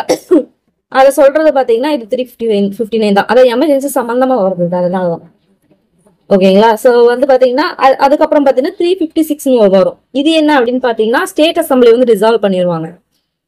ஓகேங்களா. ஸ்டேட் அசம்பிளி டிசால்வ் பண்ணுவாங்களே அது பாத்தீங்கன்னா 356 வரும். இந்த இது இருக்கு இல்லைங்களா ஸ்டேட் எமர்ஜென்சி, அதுலயும் இதையும் அதாவது இந்த பாயிண்டும் வரும். ஏன்னு பாத்தீங்கன்னா ஆர்டிகல் 356 ஸ்டேட் எமர்ஜென்சி போட்டாங்கன்னாவே ஃபர்ஸ்ட் வேலை என்ன, எதுக்காக அவங்க ஃபர்ஸ்ட் போடுறாங்க, அங்க ஸ்டேட் கவர்மெண்ட்ல ஏதோ ஒரு சட்ட ஒழுங்கு நடந்திருக்கு, சட்ட ஒழுங்கு சட்ட சீர்கேடு வந்து ஏதோ நடந்திருக்கு அப்படின்றனால தான் மீறிட்டாங்க. அப்படின்றதுனால தான் என்ன பண்ணுவாங்க, இது எமர்ஜென்சி போடுவாங்க, இந்த ஸ்டேட் எமர்ஜென்சி. அவங்களால எதுவுமே பண்ண முடியல. அப்ப என்ன பண்ணுவாங்க, ஃபர்ஸ்ட் அந்த ஆட்சி கலைச்சிட்டு தான் அடுத்து என்ன பண்ணுவாங்க, பிரசிடென்ட் ரூலை கொண்டு வருவாங்க. ஓகேங்களா. அதனாலதான் வந்து இதையும் சொல்றாங்க. ஸோ வந்து என்ன சொல்லுவாங்க அப்படின்னு பாத்தீங்கன்னா டிசால்வ் ஸ்டேட் அசம்பிளின்னு சொன்னாலுமே என்ன பண்ணக்கூடாது, கன்ஃபியூஸ் ஆயிடக்கூடாது என்ன வரும் அப்படின்னு சொல்லிட்டு. அதுக்குமே பாத்தீங்கன்னா 356 தான் வரும். ஸ்டேட் எமர்ஜென்சின்னு மொக்கையா கேட்டாலுமே 356 தான் வரும். ஓகேங்களா. அது கரெக்டா பாத்துக்கணும்.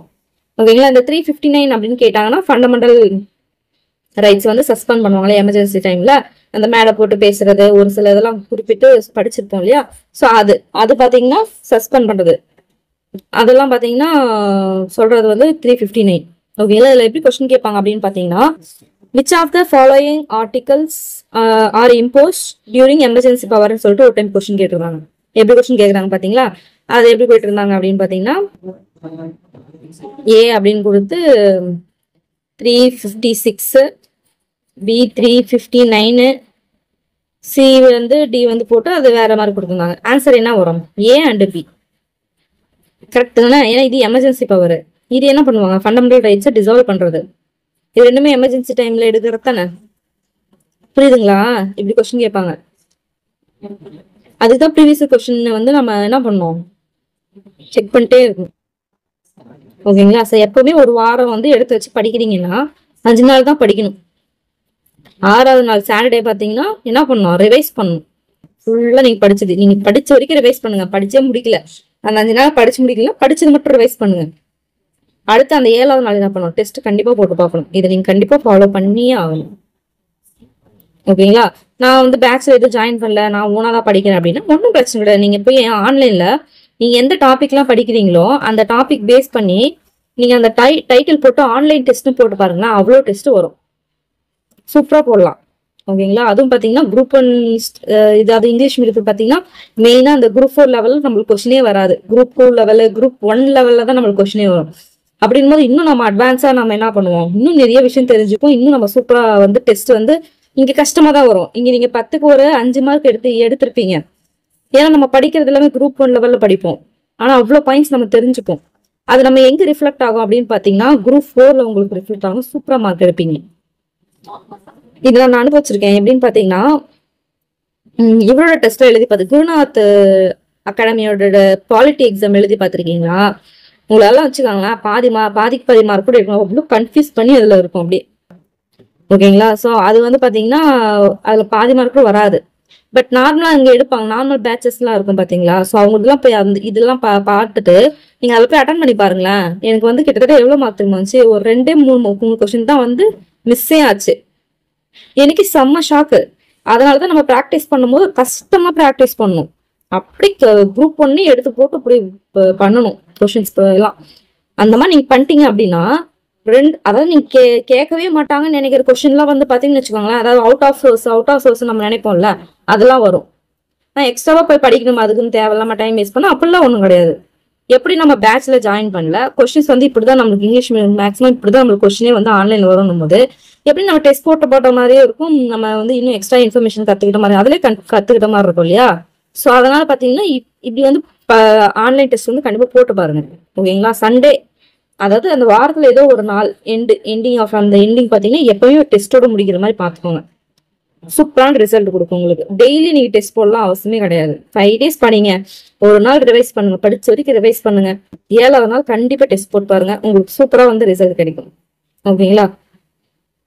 சரி ஓகே, நம்ம எங்கெங்க போயிட்டோமா. சரி ஓகே பாப்போம். அப்பப்ப அது மாதிரி கொஸ்டின் கேட்கறது இல்லைங்களா, அதே மாதிரி அப்பப்ப டக்குன்னு அப்ப யோசிச்சு பாருங்க நம்மளுக்கு ஞாபகம் இருக்கான்ட்டு சொல்லிட்டு. ஏன்னு பாத்தீங்கன்னா இந்த மாதிரி கொஸ்டின்ஸ் தான் உங்களுக்கு வந்து டெஸ்ட் எக்ஸாம் டைம்ல நல்லா ஞாபகம் வரும்.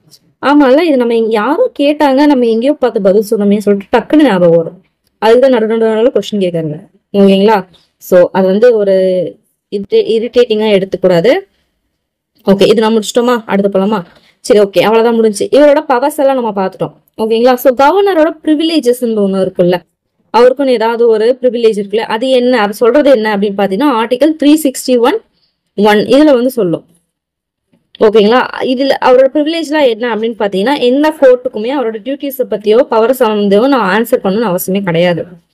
ஓகேங்களா. அது அவருக்கான ப்ரிவிலேஜ். அதே மாதிரி பாத்தீங்கன்னா no process of arrest or imprisonment issued by any court. ஓகேங்களா. ஸோ கோர்ட் வந்து இஷ்யூ பண்ணுது இல்லையா, அரெஸ்ட் பண்ற மாதிரியோ ஜெயில போடுற மாதிரியோ, அது வந்து இந்த ப்ராசஸ் இல்லாம அது பண்ண முடியாது அப்படின்னு சொல்றாங்க. இது ரெண்டும் அவரோட ப்ரிவிலேஜ். எடுத்தோடனே அரெஸ்ட் பண்ண முடியாது, அதே மாதிரி யாருக்குமே வந்து பதில் சொல்லணும் அவசியம் இல்லை அவரோட டியூட்டிஸ் பவர் சம்பந்தமா. இது எல்லாமே ப்ரிவிலேஜ். சொல்ற ஆர்டிகல் என்ன பாத்தீங்கன்னா 361(1). 361(1) கரெக்டா ஞாபகம் வச்சுக்கணும். ஆர்டிகல்னாவே அப்படி டக்குன்னு ஞாபகம் வச்சுக்கணும். ஒரு டைம் ஃபர்ஸ்ட் டைம்லாம் ஞாபகம் இருக்காது. இந்த மாதிரி நம்ம குழப்பு கேட்போம் இல்லையா, அப்பதான் ஞாபகமே வரும். ஓகேங்களா. ஸோ அதுக்குதான் வந்து பாத்தீங்கன்னா என்ன பண்ணணும், ஆர்டிகல் வந்து எழுதி வச்சுக்கோங்க. அந்த நோட் ஒரு குட்டி குட்டி நோட்ஸ் இருக்கு இல்லையா, ஸ்டிக்கி நோட்ஸ் இருக்கு இல்லையா, அதுல எழுதி முன்னாடி செவ்வறு இருக்கு இல்லைங்களா, நீங்க படிக்கிற இடத்துக்கு முன்னாடி எல்லாம் அங்கங்க ஒட்டி வச்சுக்கோங்க. ஓகேங்களா. ஸோ தலை சிவிக்கிட்டே பார்க்கணும், இந்த பக்கம் சாப்பிட்டுக்கிட்டே அப்படியே டக்குன்னு நீங்க கண்ணு தெரியுதா அப்படியே பார்க்கணும். அப்புறம் இந்த பக்கம் கிராஸ் பண்ணும்போது ஒரு டைம் பார்க்கணும். ஒரே முட்டுக்கா எல்லாமே பார்க்க முடியாது. அப்படி பார்க்கும்போது டக்குன்னு கண்ணுக்கு ஏதாவது ஒரு 2 ஆர்டிகல் தென்படும், அதை மட்டும் அப்படியே பார்த்துட்டு வந்துடணும். சீரியஸா சொல்றேன், நான் ஃபர்ஸ்ட் டைம் படிக்கும்போது ஒரு ஆர்டிகல் கூட எனக்கு ஞாபகமே இருக்காது. எனக்கு அப்படி குவாலிட்டி தான் இருக்கிறதுல எனக்கு அவ்வளோ ஒரு கடுப்பா இருக்கும். பட் இப்பெல்லாம் அது சூப்பரா இருக்கு, எனக்கு அது பிடிச்சிருக்கு. இந்த மாதிரி அந்த ஆர்டிகல் படிக்கிறது இதெல்லாம் ஒரு பசில் மாதிரி எனக்கு ஃபீல் ஆகும். அது காரணம் என்ன, அதான் நான் ஸ்டிக்கி நோட்ஸ் போட்டு எல்லாம் ஒட்டி வச்சிருப்பேன். ஒட்டி வச்சுட்டு அப்படியே வந்து இப்படி நான் சொன்னேன் இல்லைங்களா, தலைவசிக்கும் போது இப்படியே பார்ப்பேன், அப்படியே பார்ப்பேன். கிராஸ் பண்ணும்போது ஒரு 2 ஆர்டிகல் டக்குன்னு கண்ணில் போடும், அதை பார்ப்பேன். அந்த மாதிரி தான் பண்ணுவேன். ஓகேங்களா. ஸோ இதெல்லாம் நீங்க ட்ரை பண்ணி பாருங்க. ஸ்டிக்கி நோட்ஸ் வேணா A4 ஷீட்ல எழுதி அப்படியே ஒட்டி வச்சுக்கோங்க. ஓகேங்களா. சரி ஓகே. இதெல்லாம் ஒரு சின்ன சின்ன டிப்ஸ். ஓகேங்களா. சரி ஓகே. நீங்க நிறைய படத்தெல்லாம் பார்த்துருப்பீங்க, அப்படியே இந்த மாதிரி தான் பண்ணுவாங்க. அதெல்லாம் உண்மை. ஓகேங்களா. ஸோ உங்களுக்கு சூப்பரா அதெல்லாம் ஞாபகம் வரும். சரி ஓகே, நம்ம வளவதான் பேசலாம். நெக்ஸ்ட் போலாம். ஓகே, இங்க பாருங்க. அதாவது பாத்தீங்கன்னா ஒரு பில் வந்து பாஸ் பண்ணாங்க, பிரைவேட் பில் ஒன்று பாஸ் பண்ணாங்க, நம்ம படிச்சோம் இல்லையா 12th வரும். நீங்க 12th லெஜிஸ்லேட்டிவ்ல வரும் நினைக்கிறேன். ஸோ அது ஓகே, அங்கேயும் நான் பார்த்துக்கலாம். அங்கே போய் இன்னொரு ரிவைஸ் பண்ண மாதிரி இருக்கும். ஓகேங்களா. ஸோ இது என்ன பாருங்க, டிரான்ஸ்ஜெண்டர் பர்சன் இருக்காங்க இல்லையா, அவங்களுக்கான ஒரு ரைட்ஸுக்காக போடப்பட்ட பில்லு தான் பாத்தீங்கன்னா இது இந்த 2014ல பாஸ் ஆனது. ஓகேங்க. இப்போ போட்ட பில் 2014ல போட்ட பில் சிவா அப்படின்ற ஒருத்தர் வந்து போட்டிருப்பாரு. டிரான்ஸ்ஜெண்டருக்கு ஒரு இது இருக்கணும் இல்லையா, அவங்க வந்து ரொம்ப கீழ்த்தரமா ட்ரீட் பண்றாங்க இல்லையா, ஸோ அவங்களுக்கு ஒன்று போகணும் இல்லையா, அதுக்காக போட்டது தான் இது. ஓகேங்களா. ஸோ அதை பத்தி பார்க்கலாம். இந்த Lok Sabha last 2.5 hours of a sitting on every Friday and in Rajya Sabha பார்த்தோன்னா 2.5 hours, அதாவது வந்து 2:30, அதாவது from 2:30 PM to 5 PM on every alternate Friday are allotted for transaction of private members business, அதாவது private members bill, அது மாதிரி private members resolution. ஓகேங்களா. So private members bill வந்து pass பண்ணோம், ஏதாவது வந்து சொல்லணும் அப்படின்னு பாத்தீங்கன்னா எடுத்துனே எல்லாம் போய் சொல்லிட முடியாது, அதுக்குன்னு ஒரு டைமிங் இருக்கு. அது லோக்சபால பாத்தீங்கன்னா last 2.5 hours every Friday last 2.5 hours பாத்தீங்கன்னா ஃபுல் அண்ட் ஃபுல் வந்து பாத்தீங்கன்னா பிரைவேட் மெம்பர் பில். இது ராஜ்யசபால பாத்தீங்கன்னா 2.5 hours, அதாவது 2:30 இருந்து 5 PM 2.5 hours பாத்தீங்கன்னா அல்டர்னேட் ஃப்ரைடே. ராஜ்யசபால அல்டர்னேட் ஃப்ரைடே, ஒரு ஃப்ரைடே விட்டு ஒரு ஃப்ரைடே வந்து பாத்தீங்கன்னா இந்த பிரைவேட் மெம்பர் பில் வந்து டைமிங் வந்து கொடுப்பாங்க. ஓகேங்களா. ஸோ லோக்சபாக்கு எவ்ரி ஃப்ரைடே, அதாவது லாஸ்ட் 2.5 hours. இது பாத்தீங்கன்னா ராஜ்யசபாவுக்கு பாத்தீங்கன்னா 2:30 to 5 alternate Friday. புரியுதுங்களா. சரி ஓகே, அடுத்து பார்க்கலாம். The last time a private bill was passed by both houses, எப்ப அப்படின்னு பாத்தீங்கன்னா 2 houses-மே பிரைவேட் மெம்பர் லாஸ்டா எப்ப பில் வந்து பாஸ் ஆச்சுன்னு பாத்தீங்கன்னா 1970ல. எப்போ 1970ல, அது வந்து ஒரு பெரிய விஷயம் அப்படின்ற மாதிரி சொல்றாங்க. ஓகேங்களா. சரி ஓகே, இது வரைக்குமே 14 பிரைவேட் மெம்பர்ஸ் பில் தான் என்ன பண்ணிருக்கு பார்லிமெண்ட்லயே பாஸ் ஆயிருக்கான். அப்ப பாருங்க, கண்டிப்பா லட்சக்கணக்கில் போட்டிருப்பாங்க. ஓகேங்களா. அதில் 14 தான் எனக்கு பாஸ் ஆயிருக்கு. ஓகேங்களா. ஸோ அதில் ஒன்று தான் பார்த்தீங்கன்னா இந்த rights of transgender person bill 2014, அதுவும் சீக்கிரமா பாஸ் ஆன பில் இதெல்லாம், இந்த பில்லு. ஓகேங்களா. ஸோ வந்து பார்த்தீங்கன்னா அவ்வளோ சீக்கிரம் ஒரு பில் வந்து அவ்வளோ சீக்கிரம் பாஸ் ஆகுது. ஃபார் எக்ஸாம்பிள் பார்த்தீங்கன்னா இந்த விமனுக்கு ரிசர்வேஷன் ராஜ்யசபால 33% போட்டாங்க இல்லையா, ஸோ அது பார்த்தோன்னா இன்னும் வந்து என்னது ராஜ்யசபால பாஸ் ஆயிடுச்சு, லோக்சபால அப்படியே கிடப்பில் இருக்கு அப்படின்ற மாதிரி நம்ம படிச்சிருப்போம். அந்த ஹிந்து பேப்பர்ல ஒரு கார்ட்டூன் மாதிரி போட்டிருப்பாங்க, ஆமை மாதிரி போட்டு இதுக்கும் யானை மாதிரி போட்டு இதுக்கும் சொல்லி போட்டிருப்பாங்க, பார்த்துருப்பீங்கன்னு நினைக்கிறேன். ஸோ ஓகே, அது 11th 12th போகும்போது நம்ம பார்க்கலாம்.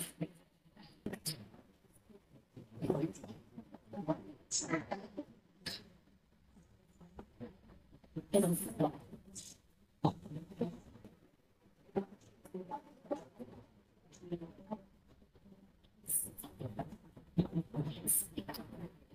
Rights of Transgender Person Bill 2014.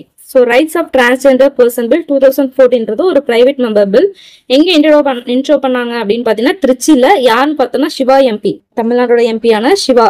ஓகேங்களா, அவர் தான் வந்து இந்த பிரைவேட் மெம்பர் பில் வந்து திருச்சியில வந்து போட்டிருக்காரு. ஓகேங்களா, which seeks to end the discrimination face by transgender people in India. ஓகேங்களா, ஸோ அதாவது இந்தியாவில் வந்து டிரான்ஸ்ஜெண்டர் பீப்புள் எதிர்கொள்ற டிஸ்கிரிமினேஷனுக்கு ஒரு எண்டு வைக்கணும் அப்படின்றதுக்காக பாஸ் பண்ணப்பட்டது தான் இந்த பில். ஓகேங்களா, the bill was passed by upper house Rajya Sabha. ராஜ்யசபால எப்போ பாஸ் பண்ணிருக்காங்க பாருங்க, 24/4/2015. ஓகேங்களா, உடனே பாருங்க 26/2016, கிட்டத்தட்ட ஒரு வருஷம் கூட இல்லையா. ஸோ அதுக்குள்ளே டக்குன்னு என்ன பண்ணாங்க, பாஸ் பண்ணி முடிச்சிட்டாங்க. இவ்வளவு சீக்கிரம் பாஸ் ஆகாது இல்லையா. ஸோ ஒரு பெரிய விஷயம் தான். ஸோ அதான் சொல்றாங்க, ராஜ்யசபால பாத்தீங்கன்னா அது அப்பர் ஹவுஸ்ல 24/4/2015லயும், அது லோயர் ஹவுஸ் லோக்சபால பாத்தீங்கன்னா 26/2016 என்ன பண்றாங்க, பாஸ் பண்றாங்க, இன்ட்ரோ பண்றாங்க. The bill is considered historic for being the first private member bill to be passed by any house in 36 years and by Rajya Sabha in 45 years அப்படின்னு சொல்றாங்க. ஓகேங்களா, சரி ஓகே, அது என்னன்னு பார்த்துக்கோங்க. அதாவது 36 இயர்ஸ்ல, அதாவது கடந்த ஒரு என்னது எங்க சொல்றாங்க, அதாவது அதாவது ஹவுஸ் ஒரு எந்த ஹவுஸ்லயுமே பாத்தீங்கன்னா 36 வருஷத்தை இவ்வளவு சீக்கிரம் பாஸ் பண்ணது வந்து இதுதான் ஃபர்ஸ்ட் பிரைவேட் மெம்பர் பில் அப்படின்றாங்க. ராஜ்யசபால 45 வருஷமா ஆச்சும். ஓகேங்களா, அதான் சொல்றாங்க. ஸோ இது அந்த அளவுக்கு நம்ம நோட் பண்ண தேவை கிடையாது. ஜஸ்ட் இது எங்க இன்ட்ரோ பண்ணாங்க, எப்ப இன்ட்ரோ பண்ணாங்க, அது என்ன இயரு, அதே மாதிரி யார் பாஸ் பண்ணாங்க, எங்க பாஸ் பண்ணாங்க அப்படின்னு பாத்துக்கோங்க. இது ஆர்டிகல் 368 நம்மளுக்கு நல்லா தெரியும் இல்லையா. So the number of provisions in the constitution can be amended by simple majority of 2 houses of parliament. ஓகேங்களா, அதாவது அமெண்ட்மெண்ட் பத்தின ஒரு இதுதான் பாத்தீங்கன்னா 368. அதாவது நம்பர் ஆஃப் ப்ரொவிஷன்ஸ் இந்த constitution can be amended by the simple majority of 2 houses. அத பார்லிமெண்ட்ல 2 ஹவுஸ் இருக்கு இல்லையா, அதோட சிம்பிள் மெஜாரிட்டி இருந்தாலே போதும், என்ன பண்ணலாம், அதை வந்து அமெண்ட் பண்ணிக்கலாம். கான்ஸ்டியூஷன்ல இருக்க ப்ரொவிஷனை அமெண்ட் பண்ணிக்கலாம் அப்படின்றாங்க. ஓகேங்களா, சிம்பிள் மெஜாரிட்டி. அது மாரி பாருங்க, அதாவது சப்போஸ் வந்து வெளியே இருந்து ஏதோ ஒரு எக்ஸ்டர்னல் அக்ரெஷனோ அதே மாதிரி ஆண்டோ ரிபல்லியனோ எதுவும் வராங்க அப்படின்னு பாத்தீங்கன்னா அவருக்கான எமர்ஜென்சி பவர், கவர்னருக்கு வந்து என்ன எமர்ஜென்சி பவரும் கிடையாது. ஓகேங்களா, ஸோ அவர் ஜஸ்ட் என்ன பண்ணணும், பிரசிடென்ட் போய் ரிப்போர்ட் பண்ணணும், அதுதான் அவரது. ஓகேங்களா, இதை பிரசிடென்ட் தான் டைரக்டா என்ன, இவர் தான் சுப்ரீம் கமாண்டர் வர இல்லையா, ஸோ டைரக்டா அவர் வந்து பண்ண முடியும். பட் வந்து கவர்னருக்கு அந்த எமர்ஜென்சி பவர் வந்து கிடையாது. அதாவது எக்ஸ்டர்னல் அக்ரெஷன் ஆர்ம்டு ரிபல்லியன் இருந்து. ஓகேங்களா, அது கரெக்டா பாத்துக்கோங்க. அவருக்கு பவர் இருக்கா இல்லையான்றது. அவருக்கு வந்து எமர்ஜென்சி பவர் வந்து இருக்கு, ஸ்டேட் எமர்ஜென்சி பவர் இருந்தாலுமே என்ன டைரக்டா அவர் கையில கிடையாது. இவர் எமர்ஜென்சி போட்டு போய் பிரசிடென்ட் ரிப்போர்ட் பண்ணா பிரசிடென்ட் ஓகே சொன்னாதான் அது நம்ம இது பண்ணுது. ஸோ டைரக்டா அவருக்கு வந்து எந்த எமர்ஜென்சி பவருமே கிடையாது. ஓகேங்களா, சரி okay. Advocate general, so attorney general எப்படி இதுவோ அதே மாதிரி ஒவ்வொரு ஸ்டேட்டுக்கும் அட்வொகேட் ஜெனரல் அப்படின்னு சொல்லுவாங்க. Each state has attorney general who is official corresponding to யாரு, அட்டார்னி ஜெனரல். அட்டார்னி ஜெனரலுக்கு கரஸ்பாண்டிங், அதாவது இந்தியாவுக்கு எப்படி அட்டார்னி ஜெனரலோ அதே மாதிரி ஒவ்வொரு ஸ்டேட்டுக்கும் என்ன பண்ணுவாங்க, கரஸ்பாண்டிங்கா ஒரு அட்வொகேட் ஜெனரல் இருப்பாங்க. ஓகேங்களா, so and having similar functions for the state. He is a person who is qualified to be the judge of high court. இது அட்டார்னி ஜெனரல்னா சுப்ரீம் கோர்ட் ஜட்ஜா இருக்கும்.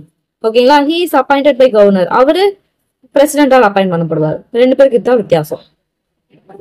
ஓகேங்களா, so advocate general, attorney general. So இவங்களுக்கான article என்னன்னு பாத்துடலாங்களா. சரி okay, பார்க்கலாம். So advocate general இருக்காங்க இல்லையா, அதாவது ஸ்டேட்டுக்கு அட்வொகேட் இருக்காரு இல்லையா, அட்வொகேட் ஜெனரல் அவர் பார்த்தோன்னா 165. அட்டார்னி ஜெனரல் என்ன தெரியுமா, 76. இது வந்து ப்ரீவியஸ் கொஸ்டின். ஓகேங்களா, மேட்ச்லயும் கேட்டிருக்காங்க, தனியாகவும் கேட்டிருக்காங்க. ஓகேங்களா, ஸோ அட்வொகேட் ஜெனரல் 165, 5க்கு அப்புறம் 6. இது அட்டார்னி ஜெனரல் பார்த்தீங்கன்னா 76, 6க்கு அப்புறம் 7. ஓகேங்களா, 165, 76. சரி, நோட் பண்ணிக்கோங்க. 165, 76. இது அட்டார்னி, இது அட்வொகேட். ஓகேங்களா, அதான் சொல்றாங்க, எப்படி ஒரு யூனியனுக்கு வந்து ஒரு அட்டார்னி ஜெனரல் இருக்காங்களோ அந்த ஒரு ஸ்டேட்டுக்கும் அட்வொகேட் ஜெனரல் வந்து இருக்காங்க. ரெண்டு பேருக்கும் ஒரே சிமிலர் ஃபங்க்ஷன் தான். அவர் வந்து இந்தியா லெவலில் பண்ணுவார்னா இவர் வந்து ஸ்டேட்டுக்கு பண்ணுவாரு. அதே மாதிரி பாத்தீங்கன்னா அவரு எப்படி சுப்ரீம் கோர்ட் ஜட்ஜா இருக்கணுமோ, குவாலிஃபிகேஷன் இருக்கணுமோ, அதே மாதிரி இவருக்கு ஸ்டேட் லெவல்ல பாத்தீங்கன்னா ஹை கோர்ட் ஜட்ஜ் வந்து இருக்கணும். அவரை எப்படி பிரசிடென்ட் அப்பாயிண்ட் பண்ணுவாங்களோ இவங்களை வந்து கவர்னர் அப்பாயிண்ட் பண்ணுவாங்க. ஓகேங்களா, ஸோ அதுதான் எனக்கு சொல்லியிருக்காங்க. ஸோ இதெல்லாம் எக்ஸ்ட்ரா இன்ஃபர்மேஷன் அது 12th இருக்கும். அதை நான் எடுத்து அவங்க சம்மந்தமா இருக்கிறதுனால இங்கே எழுதி வச்சிருக்கேன். ஓகேங்களா, சரி ஓகே. ஸோ அவ்வளோதான், கவர்னர் நம்ம முடிச்சிட்டோம் இல்லைங்களா. அடுத்து நம்ம பார்க்க போகிறது என்ன அப்படின்னு பார்த்தீங்கன்னா சீஃப் மினிஸ்டர். சீஃப் மினிஸ்டரோட ஆர்டிகல் என்ன அப்படின்னு பார்த்தீங்கன்னா 164(1). ஓகேங்களா, அதாவது ஒன்றும் கிடையாது, CM of the state appointed by governor of state ஓகேன்னு சொல்றது தான் பார்த்தோம்னா 164(1). ஓகேங்களா, ஸோ ஸ்டேட்டோட கவர்னரால் அப்பாயிண்ட் பண்ணப்படுறது தான் சிஎமோட ஆர்டிகல் 164(1).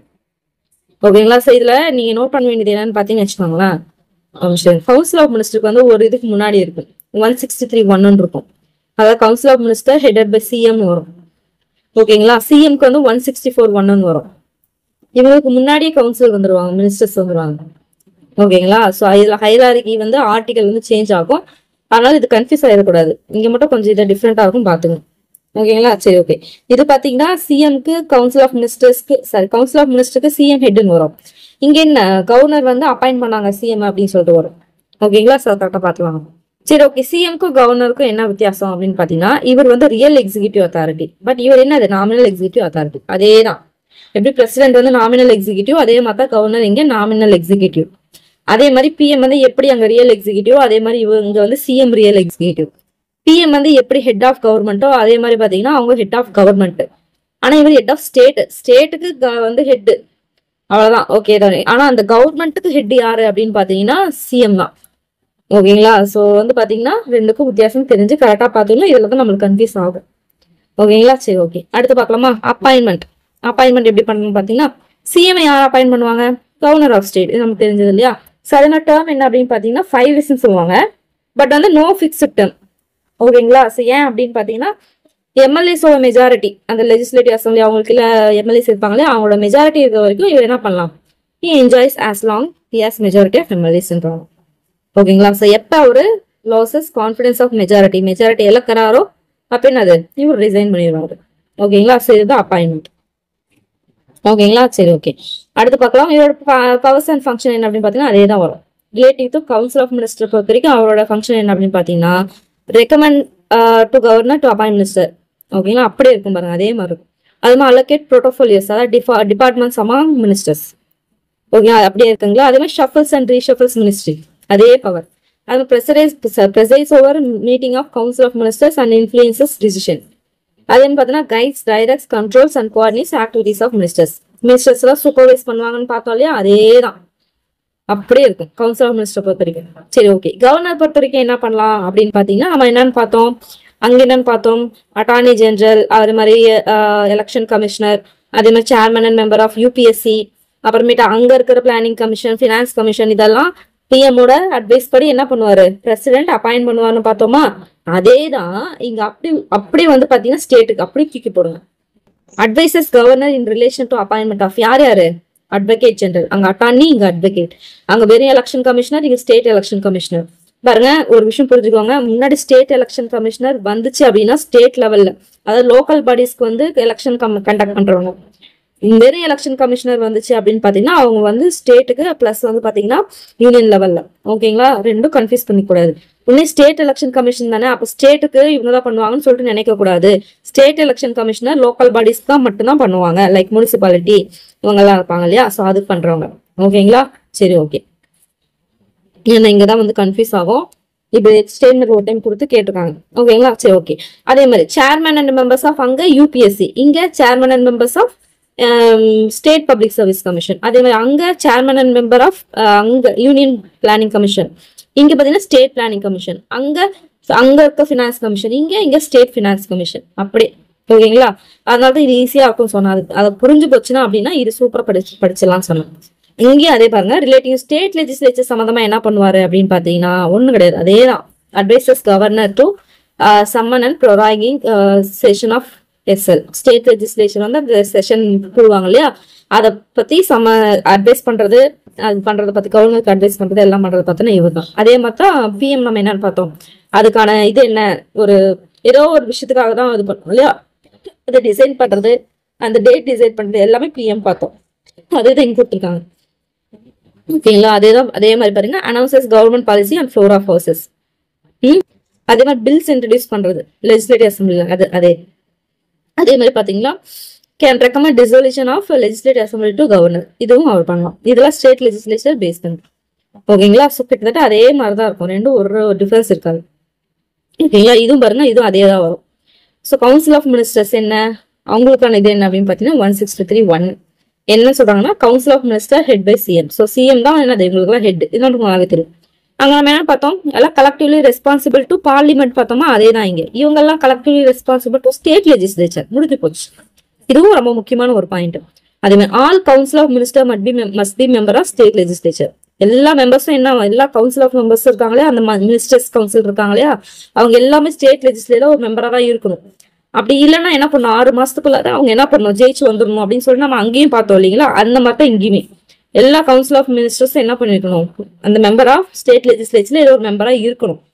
அப்படி இல்லைன்னா 6 மாசத்துக்குள்ளார அவங்க ஜெயிச்சு வந்துடணும், இல்லைன்னா அவங்கள தூக்கிடுவாங்க. ஓகேங்களா. ஸோ அதே மாதிரி நோ கான்ஃபரன்ஸ் மோஷன் போட்டாங்க அப்படின்னா ஸ்டேட் மினிஸ்டர் ரிசைன், அங்க லோக்சபா ரிசைன். ஓகேங்களா. ஸோ அதே தான் கொடுத்துருக்காங்க, ஒரு இதுவும் இல்லை. இது பாருங்க, இது ஆர்டிகல்ஸ் முக்கியம். 163 நம்ம என்ன பார்த்தோம் இல்லையா, council of minister to aid and advise the governor. இது பாருங்க 163(1) வந்து council of ministers with CM வந்து ஹெட்டா வச்சு கவர்னருக்கு வந்து அட்வைஸ் பண்ணுவாங்க. இது 63 என்ன அப்படின்னு பாத்தீங்கன்னா, மொத்தமா வந்து கவுன்சில் ஆஃப் மினிஸ்டர் வந்து எய்ட் அண்ட் அட்வைஸ் கவர்னர். 63(1) வந்து பாத்தீங்கன்னா சிஎம் ஹெட்டா வச்சு eight and advise the governor. ஓகேங்களா. ரெண்டுக்கும் இருக்க வித்தியாசம் தான். அதுல 164(1) என்ன நம்ம பார்த்தோம், CM shall be appointed by governor பார்த்தோமா, சிஎம்கான இது. இது 164(1)A ரொம்ப முக்கியமான ஒரு பாயிண்ட். இது என்ன சொல்லுது அப்படின்னு பாத்தீங்கன்னா, நம்ம அங்க படிச்சோம் இல்லைங்களா, 15% வந்து இருக்கணும்னு படிச்சோம் இல்லைங்களா, இன்க்ளூடிங் பிரைம் மினிஸ்டர்னு சொல்லிட்டு, அதே தான் இங்க. Total number of ministers including CM, அங்க நம்ம என்னன்னு பார்த்தோம், total number of ministers including PM பார்த்தோம். In council of minister in a state shall not exceed 50%, அதே தான் 15% of total number of member of LA, அங்க மெம்பர் ஆஃப் லோக்சபா மெம்பர்ஸ். ஓகேங்களா. So Lok Sabha lower house தான் இருக்கணும், அப்பர் ஹவுஸுக்கு கன்சிடரே பண்ண மாட்டாங்க. ஓகேங்களா. ஸோ மேக்ஸிமம் அவங்க வரவே மாட்டாங்க. ஓகேங்களா. சரி, ஓகே. ஸோ அது சொல்றது பார்த்தீங்கன்னா 164(1)A புரிஞ்சுங்களா. சரி, ஓகே. இந்த அப்படியே அந்த ஆர்டிகல் அப்படியே அழகா நோட் பண்ணி வச்சு படிச்சுக்கணும். சரி, ஓகே. இந்த கவுன்சில் ஆஃப் மினிஸ்டருக்கு என்னதான் ஃபங்க்ஷன் இருக்கு, அவங்களோட பவர் தான் என்ன அப்படின்னு பார்த்தோம்னா, அதே தான். Formulates and decides of policies of state and implement. ஓகேங்களா. ஸோ ஃபார்முலேட் பண்ணுவாங்க, அடுத்து டிசைட் பண்ணுவாங்க, அதை இம்ப்ளிமெண்ட் பண்ணுவாங்க பாலிசியை. ஓகேங்களா. ஃபார்முலேட்டு டிசைட் பண்ணிட்டு இம்ப்ளிமெண்ட் பண்ணுவாங்க, அது அவங்க வேலை. அதே மாதிரி என்ன பண்ணுவாங்க, decides program of legislative assembly and sponsor all important bills. ஓகேங்களா. ஸோ லெஜிஸ்லேட்டிவோட அசம்பிளியை லெஜிஸ்லேட்டிவ் அசம்பிளியோட ப்ரோக்ராம் டிசைட் பண்ணுவாங்க, அதே மாதிரி இம்பார்ட்டன்ட் பில்ஸ்க்கு வந்து ஸ்பான்சர் பண்ணுவாங்க. அது மாதிரி controls financial policy and decides tax structure for public welfare of state, அதே தான். ஓகேங்களா. ஃபினான்ஷியல் பாலிசியை கண்ட்ரோல் பண்ணுவாங்க, அதே மாதிரி ஸ்டேட்டோட வெல்ஃபேருக்கு சம்பந்தமா இந்த டாக்ஸ் வந்து எப்படி அமைக்கணும் அப்படின்றத பத்தி பார்க்குவாங்க. அப்படி எதுவும் ஆனா நம்மளுக்கு நடக்கிறது இல்லை. அதே மாதிரி ஹெட் ஆஃப் டிபார்ட்மெண்ட்ஸ் இருப்பாங்க இல்லையா, எஜுகேஷன் டிபார்ட்மெண்ட்டா, அவங்களுக்கு ஒரு டிபார்ட்மெண்ட் பிரிச்சு கொடுத்துருப்பாங்கல்ல, அவங்கள வந்து இம்பார்ட்டன்டான அப்பாயின்மெண்ட் பண்றது பார்த்தீங்கன்னா இவங்க தான். ஓகேங்களா. அடுத்து discusses and take efforts on disputes with other states. ஓகேங்களா. மற்ற ஸ்டேட் சம்பந்தமா ஏதாவது விஷயம் நடக்குது, இப்ப தமிழ்நாடுக்கும் கர்நாடகாவும் காவேரி சம்பந்தமா நடக்குதா, அதை பத்தி டிஸ்கஸ் பண்ணுவாங்க. அவங்களுக்குலாம் இருக்க பிரச்சனை தீர்த்துக்கிறதுலாம் பேசுறது இவங்க தான். ஓகேங்களா. ஸோ அதாவது சிஎம் ஹெட்டா வச்சு எல்லாரும் உட்காந்து பேசுவாங்க தான். ஓகேங்களா. அதே மாதிரி frames proposal for incurring expenditure out of state reserve. ஓகேங்களா. எக்ஸ்பெண்டிச்சர் சம்பந்தமா பண்றது. அடுத்து என்ன, அதாவது ஒரு பில்லு வந்து பாத்தீங்கன்னா ஆர்டினரியா இல்ல மணி பில்லான்னு சொல்லிட்டு லெஜிஸ்லேட்டிவ் அசம்பிளில வந்து போடுறது பார்த்தோன்னா இவங்க தான். அதே மாதிரி பாத்தீங்கன்னா டிபார்ட்மெண்ட்ஸ் வந்து அவங்களுக்குன்னு ஒரு டிபார்ட்மெண்ட் இருக்கு, சூப்பர்வைஸ் பண்றதோ கண்ட்ரோல் பண்றது கோஆர்டினேட் பண்றது அதுதான். அதே மாதிரி பார்த்தீங்கன்னா ஆனுவல் ஃபினான்ஷியல் ஸ்டேட்மெண்ட், அதாவது பட்ஜெட்னு சொல்லுவோம் இல்லையா, அதை ஃபைனலைஸ் பண்றதும் வந்து பாத்தீங்கன்னா இவங்க தான். ஓகேங்களா. இன்னொரு விஷயம் என்ன அப்படின்னு பாத்தீங்கன்னா, கொஸ்டின் எப்படி கேட்டுக்கணும்னு பாத்தீங்கன்னா, இந்த பட்ஜெட்ன்ற வேர்ட் வந்து பாத்தீங்கன்னா கான்ஸ்டிடியூஷன்ல இருக்கான்னு பாத்தீங்கன்னா இல்ல. அது ஆக்சுவலி என்ன சொல்லுவாங்கன்னா, அதான் ஆனுவல் ஃபினான்ஸ் ஸ்டேட்மெண்ட் தான் சொல்லி மென்ஷன் பண்ணியிருப்பாங்க. பட்ஜெட்னு சொல்லிட்டு எங்கேயுமே மென்ஷன் பண்ணிக்க மாட்டாங்க. ஓகேங்களா. ஸ்டேட்மெண்ட்ல கேட்கலாம் பட்ஜெட்ன்ற வேர்ட் மென்ஷன் ஆயிருக்கா அப்படின்னு கேட்பாங்க, இல்ல. ஓகேங்களா. ஆனுவல் ஃபினான்ஷியல் ஸ்டேட்மெண்ட் அது பேரு, பட்ஜெட்டோட பேர். அதனால தான் annual financial statement called budget அப்படின்றாங்க, கால்ட் ஆஸ் பட்ஜெட் அப்படின்றாங்க.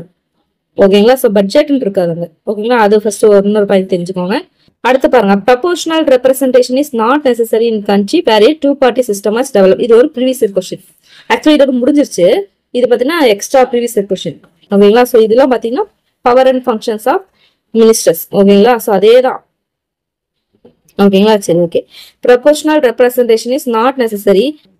நீங்க யோசிப்பீங்களா, இந்த இந்த பில் வந்து ஆர்டினரி பில்லா மணி பில்லான்னு சொல்றது வந்து பாத்தீங்கன்னா டிசைட் பண்றது ஸ்பீக்கர் தான் அப்படின்னு சொல்லிட்டு நம்ம படிச்சிருக்கோமே. நீங்க வந்து இப்போ கவுன்சில் ஆஃப் மினிஸ்டர் சொல்றீங்களே அப்படின்னு சொல்லிட்டு கேட்பீங்க. ஆக்சுவலி இந்த ஸ்பீக்கர் எங்க இருந்து வராங்கன்னு யோசிச்சு பாருங்க. இந்த லெஜிஸ்லேட்டிவ் அசம்பிளில இருக்கிறது தான் இந்த ஸ்பீக்கர்.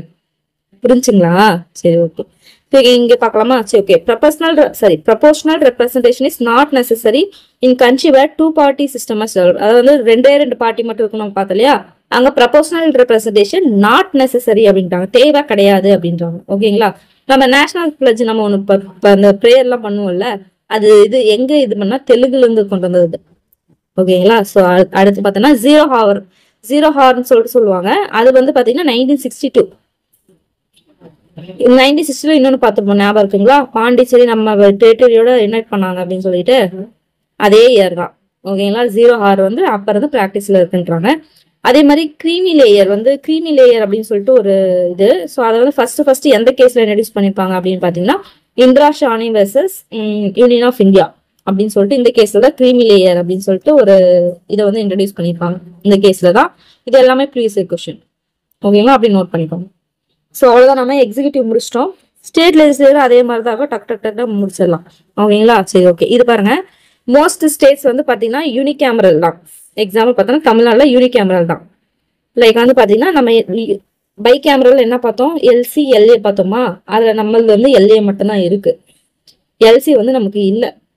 பட் அதுவும் இருக்கா அப்படி இருக்கான்னு பார்த்தோம்னா இருக்கு, ஒரு சில இதுல இருக்கு. ஒரு 6 இதுல இருக்கு. என்னன்னா பாத்தீங்கன்னா பீகார், கர்நாடகா, மகாராஷ்டிரா, உத்தரப்பிரதேஷ், ஆந்திர பிரதேஷ், தெலுங்கானா. இந்த 6 ஸ்டேட்ல மட்டும்தான் லெஜிஸ்லேட்டிவ் கவுன்சில் இருக்கு, மற்ற எதுலுமே இல்லை. ஓகேங்களா? இது வந்து அடிக்கடி கேட்கிற கொஸ்டின் வந்து இதுதான். எப்படி கொஸ்டின் கேட்பாங்க பார்த்தீங்கன்னா, which of the following states are bicameral legislature அப்படின்னு கேட்பாங்க. இல்லை அப்படின்னு பார்த்தீங்கன்னா Bihar bicameral, Tamil Nadu bicameral, அப்புறம் என்ன கர்நாடகா பை கேமரல், அப்புறம் மகாராஷ்டிரா பை கேமரல் சொல்லிட்டு ஒரு 4 ஆப்ஷன் கொடுத்து which of the following is not true அப்படின்ற மாதிரி கேட்பாங்க. ஓகேங்களா? ஸோ அதனால அந்த 6 ஸ்டேட் ஞாபகம் தெரிஞ்சுக்கிட்டீங்க அப்படின்னா இந்த கொஸ்டின் எப்படி கேட்டாலும் நீங்க ஆன்சர் பண்ணிடலாம். இது பீகார், கர்நாடகா, ஆந்திர பிரதேஷ், உத்தரப்பிரதேஷ், தெலுங்கானா. ஸோ இந்த ஆந்திர பிரதேஷ் தெலுங்கானா ஒரே இதான் வரும், ஞாபகம் வச்சுக்கோங்க. அடுத்து பாத்தீங்கன்னா கர்நாடகா நம்ம ஏரியா சவுத் இந்தியாவில் வருமா, அதே மகாராஷ்டிரா வந்துருமா. மேல பாத்தீங்கன்னா உத்தரப்பிரதேஷ், பீகார் அவ்வளவு முடிஞ்சு போச்சு. ஸோ பீகார், உத்தரப்பிரதேஷ், மகாராஷ்டிரா, கர்நாடகா, ஆந்திர பிரதேஷ், தெலுங்கானா அப்படி மேப் வச்சு கூட ஞாபகம் வச்சுக்கலாம். ஓகேங்களா? ஸோ அவ்வளவு முடிஞ்சு. ஸோ இது பாருங்க, நல்லாவே தெரியும். லெஜிஸ்லேட்டிவ் அசம்பிளினா என்னது? Lower house. லெஜிஸ்லேட்டிவ் கவுன்சில்னா அப்பர் ஹவுஸ். இதை யார் ரெப்ரசென்ட் பண்ணும்? People of the state of the upper house இருக்கு இல்லையா, அவங்கள ரெப்ரசென்ட் பண்ணும். இது யாரை ரெப்ரசென்ட் பண்ணும் அப்படின்னு பாத்தீங்கன்னா special interest like teachers, graduates and local governments. இதை ரெப்ரசென்ட் பண்ணுறது லெஜிஸ்லேட்டிவ் கவுன்சில். ஓகேங்களா? So people of the state, அதே மாதிரி அப்பர் ஹவுஸ். ஓகேங்களா? சரி, ஓகே. அடுத்து பாத்தீங்கன்னா என்ன? ஓகே, இது பாக்ஸ் கொஸ்டின் ரொம்ப முக்கியமானது. நம்ம அங்க பார்த்தோம் இல்லைங்களா, அதாவது 15% வந்து டோட்டல் மினிஸ்டர்ஸ் வந்து எப்படி கொண்டு போவாங்க அப்படின்னு சொல்லிட்டு 15% அதுதான். தமிழ்நாட்டுல எப்படி கொண்டு போயிருக்காங்க பாத்துக்காங்க பாருங்க, ரொம்ப முக்கியமானது. அதாவது according to strength of legislative assembly 234 members வந்துருக்காங்க இல்லையா, அந்த நம்பர் ஆஃப் மெம்பர்ஸ் வந்து எவ்வளவு போயிருக்காங்க அப்படின்னு பாத்தீங்கன்னா அதுல 50% 36 பேர். ஸோ 236 15% பார்த்தீங்கன்னா 36 பேர் போயிருக்காங்க அப்படின்னு சொல்லியிருக்காங்க தமிழ்நாட்டுல இருந்து. ஓகேங்களா? ஸோ ஒன்றும் கிடையாது, 1 2 3 4 இருக்கா, அதுல 1 மட்டும் தான் இல்லை, 2 3 4 அப்படியே இருக்கு பாருங்க. அதுல 50% 36 அவ்வளவுதான் முடிஞ்சு போச்சு. ஓகேங்களா? இது ரொம்ப கஷ்டமா இல்லையா? சரி, ஓகே. இது தமிழ்நாடு சம்பந்தப்பட்டது. சரி, ஓகே. இது பாருங்க, நம்ம ஏற்கனவே பார்த்து 52nd amendment act, defection base பண்ணி டிஸ்குவாலிஃபை பண்ணலாம் நம்ம பார்த்தோம் இல்லையா, அதுதான் டிஃபெக்ஷனுக்கான அமெண்ட்மெண்ட் 52nd அமெண்ட்மெண்ட் ஆக்ட். கட்சி தாவல்னு படிப்போம் இல்லையா, 1985ல பண்ணிருப்பாங்க. 52nd amendment act 1985, anti defection. ஓகேங்களா? சரி, ஓகே. அடுத்து பார்த்தோம்னா லெஜிஸ்லேட்டிவ் அசம்பிளி ஒவ்வொன்றா பார்க்கலாம். ஃபர்ஸ்ட் அது வந்து லோயர் ஹவுஸ், நம்மளுக்கு நல்லா தெரியும். எப்படி வந்து லோக்சபா வந்து பாப்புலர் ஹவுஸோ அதே மாதிரி இங்க பார்த்தோம்னா லோயர் ஹவுஸ் ஆன லெஜிஸ்லேட்டிவ் அசம்பிளி தான் பாப்புலர் ஹவுஸ். ஏன் நான் சொல்லியிருக்கேன், ஏன்னா மக்களால டைரக்டா எலெக்ட் பண்ணப்பட்டவங்க. அதே மாதிரி அது எப்படி டிசால்வ் பண்ண முடியுமோ அது மாதிரி இதுவும் டிசால்வ் பண்ண முடியும். அதே மாதிரி ரியல் சென்டர் ஆஃப் பவர், ஸ்டேட்ல இருக்க ரியல் சென்டர் ஆஃப் பவர் எது அப்படின்னு பாத்தீங்கன்னா இந்த லோயர் ஹவுஸ் தான். Members directly elected by people. இதெல்லாம் நம்மளுக்கு நல்லாவே தெரியும். அப்படி லோக்சபா ஞாபகம் வச்சுட்டு அப்படியே இது படிச்சுட்டு வாங்க, எல்லாமே இது எக்ஸ்பிளைன் பண்ண வேண்டிய அவசியமே இருக்காது. சரி, ஓகே. அதே பாருங்க, member of legislative assembly varies based on state population. ஓகேங்களா? ஸோ இது மேக்ஸிமம் ஸ்ட்ரென்த் நம்ம ஏற்கனவே முன்னாடி நம்ம பார்த்தோம். Not exit 500.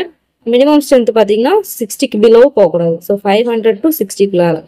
ஓகேங்களா? ஸோ இது வந்து கொடுத்துருக்காங்க. அதே மாதிரி டேர்ம் வந்து பார்த்தீங்கன்னா 5 years. எக்ஸ்பயர் ஆகுதுன்னு டிசால்வ் பண்ணப்படலாம். ஓகேங்களா? சரி, ஓகே. அதே மாதிரி லெஜிஸ்லேட்டிவ் கவுன்சில் லெஜிஸ்லேட்டிவ் சைஸ் இருக்கு இல்லையா, அது எப்படி டிசைட் பண்ணுவாங்க அப்படின்னு பார்த்தீங்கன்னா, அதாவது லெஜிஸ்லேட்டிவ் அசம்பிளில 1/3 இருக்கும், மோர் தென் 1/3 இருக்கும். சரி, நாட் டு பி மோர் தென் 1/3. ஓகேங்களா? மூணுல ஒரு பங்கு தான் என்ன இருக்கணும், லெஜிஸ்லேட்டிவ் கவுன்சில் அதுக்குள்ளார தான் இருக்கணும், அதுக்கு மீறி இருக்கக்கூடாது. ஓகேங்களா? ஆனா அதே சமயத்துல 40 கம்மியாவும் போயிடக்கூடாது. ஓகேங்களா? ஸோ லெஜிஸ்லேட்டிவ் அசம்பிளில 1/3க்கு அதிகமாகவும் போகக்கூடாது, அதே சமயத்துல 40 கீழேயும் போயிடக்கூடாது. ஓகேங்களா? ஸோ இது சொல்லிட்டு ஆர்டிகல் என்ன அப்படின்னு பார்த்தோம்னா 171 வரும் பாருங்க. 171ல 1. ஓகேங்களா? இது சொல்ற ஆர்டிகல். ஓகேங்களா? சரி, ஓகே. காம்போசிஷன் என்னன்னு பார்க்கலாம். தமிழ்நாட்டில் பார்த்தீங்கன்னா நம்ம பார்த்தோம் இல்லைங்களா, 2, 3, 4ன்னு பார்த்தோம். பிளஸ் ஒருத்தங்க நாமினேட் பண்ணுவாங்கன்னு பார்த்தோமா கவர்னரு, மொத்தம் 235 முடிஞ்சு போச்சு ஈஸியா. ஓகேங்களா? ஸோ 2, 3, 4 ஞாபகம் இருக்கு இல்லையா, 1க்கு அப்புறம் 2, 3, 4. ஓகேங்களா? சரி, ஓகே. அடுத்து பார்க்கலாம். ஸோ கேபினெட் கமிட்டி என்ன அப்படின்னு பார்த்தீங்கன்னா, இது வந்து பார்த்தீங்கன்னா ஸ்மாலர் பாடி. அதாவது கேபினெட் மினிஸ்டர்ஸ் தான் எப்பவுமே ஸ்மாலர் பாடியா இருப்பாங்க. எஸ்டிமேட் கமிட்டியில பெரிய கமிட்டி நம்ம பார்த்துருக்கோம் இல்லையா, எஸ்டிமேட் கமிட்டி தான் பார்த்தோன்னா இருக்கிற கமிட்டிஸ்ல பெரிய கமிட்டி. இது ஒரு ப்ரீவியஸ் கொஸ்டின். ஓகேங்களா? So smaller house. அதே மாதிரி ஆனால் கவுன்சில் ஆஃப் மினிஸ்டர், அதாவது nucleus of council of minister அப்படின்னு சொல்லுவாங்க. ரொம்ப முக்கியமான ஆளுங்க. கேபினெட் மினிஸ்டர்ஸ் மட்டும் தான் அதுல இருப்பாங்க. ஓகேங்களா? ஸோ ஸ்டேட் கவர்மெண்டோட ரியல் அத்தாரிட்டி யாரு பார்த்தீங்கன்னா இந்த கேபினெட் தான். ஓகேங்களா? ஸோ இதுல பாத்தீங்கன்னா ஸ்டாண்டிங் மெம்பர்ஸ் இருப்பாங்க, ஆட் ஆஃப் மெம்பர்ஸ் இருப்பாங்க. இந்த ஸ்டாண்டிங் மெம்பர்ஸ் பார்த்தீங்கன்னா பெர்மனண்டா இருக்கிறவங்க. இவங்க பாத்தீங்கன்னா தேவைப்படும் போது மட்டும் என்ன பண்ணுவாங்க, இது பண்ணுவாங்க, கூட்டிக்குவாங்க. ஓகேங்களா? அது ஆட் ஆஃப்னாவே என்னது எக்ஸ்ட்ரா வேணும் அப்படின்னா இது பண்ணுவாங்க. ஓகே, உங்களுக்கு இன்னொரு கொஸ்டின் கேட்கறேன். சுப்ரீம் கோர்ட்ல ஆட் ஆஃப் ஜட்ஜ் நம்ம பார்த்தோம், ஞாபகம் இருக்குங்களா? சரிங்களா? ஸோ சுப்ரீம் கோர்ட்ல ஜட்ஜுக்கான ஆர்டிகல் என்ன, அதே மாதிரி ஆட் ஆஃப் ஜட்ஜுக்கான ஆர்டிகல் என்ன அப்படின்னு சொல்லிட்டு கமெண்ட் பண்ணுங்க. ஓகேங்களா? ஸோ ஒன்று மட்டும் சொல்றேன், 124 ஆயிருக்கு சுப்ரீம் கோர்ட்டுக்கு. ஸோ அப்போ ஆட் ஆஃப் ஜட்ஜ் என்ன அப்படின்னு சொல்லிட்டு எனக்கு என்ன பண்ணுங்க, கமெண்ட் பண்ணுங்க. ஓகேங்களா? அவ்வளோதான், அது முடிஞ்சாச்சு. அதில் வந்து ஸ்பீக்கர் ரொம்ப முக்கியமான ஒரு ஆளு. ஸோ வந்து பார்த்தீங்கன்னா லெஜிஸ்லேட்டிவ் அசம்பிளி என்ன பண்ணுவாங்க பார்த்தீங்கன்னா, அவங்களுக்குள்ளார ஒரு 2 பேர்த்த வந்து செலக்ட் பண்ணுவாங்க. ஒருத்தங்க ஸ்பீக்கர்னும் இன்னொருத்தங்க டெபுட்டி ஸ்பீக்கர் அப்படின்னு சொல்லிட்டு 2 பேர்த்த என்ன பண்ணுவாங்க, செலக்ட் பண்ணுவாங்க.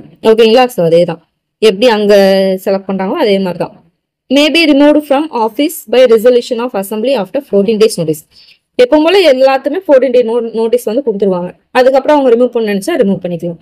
அதே மாதிரி resolution must be pass by majority of members present at the time of voting. So votingல மெஜாரிட்டி வந்து என்ன பண்ணிருக்கோம், voting வந்து பாஸ் பண்ணிருக்கோம். அதே மாதிரி பாத்தீங்கன்னா அசம்பிளி டிசால்வ் ஆயிட்டுன்னு சொல்லிட்டு பார்த்துக்கோள்ளே, எமர்ஜென்சி டைம்ல மற்ற டைம்லாம் அது மாதிரி அசம்பிளி டிசால்வ் ஆனாலும் இவர் வந்து அதாவது ஸ்பீக்கர் வந்து போக மாட்டாரு, அவர் அப்படியே தான் இருப்பாரு அந்த இதுல.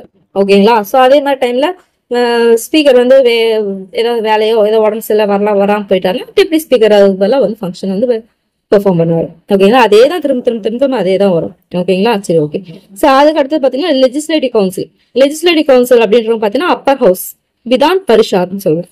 ஓகேங்களா? ஸோ இதை வந்து சொல்றாங்க 28 ஸ்டேட்ல 6 ஸ்டேட் மட்டும் எனக்கு பை கேமரா. யாரு?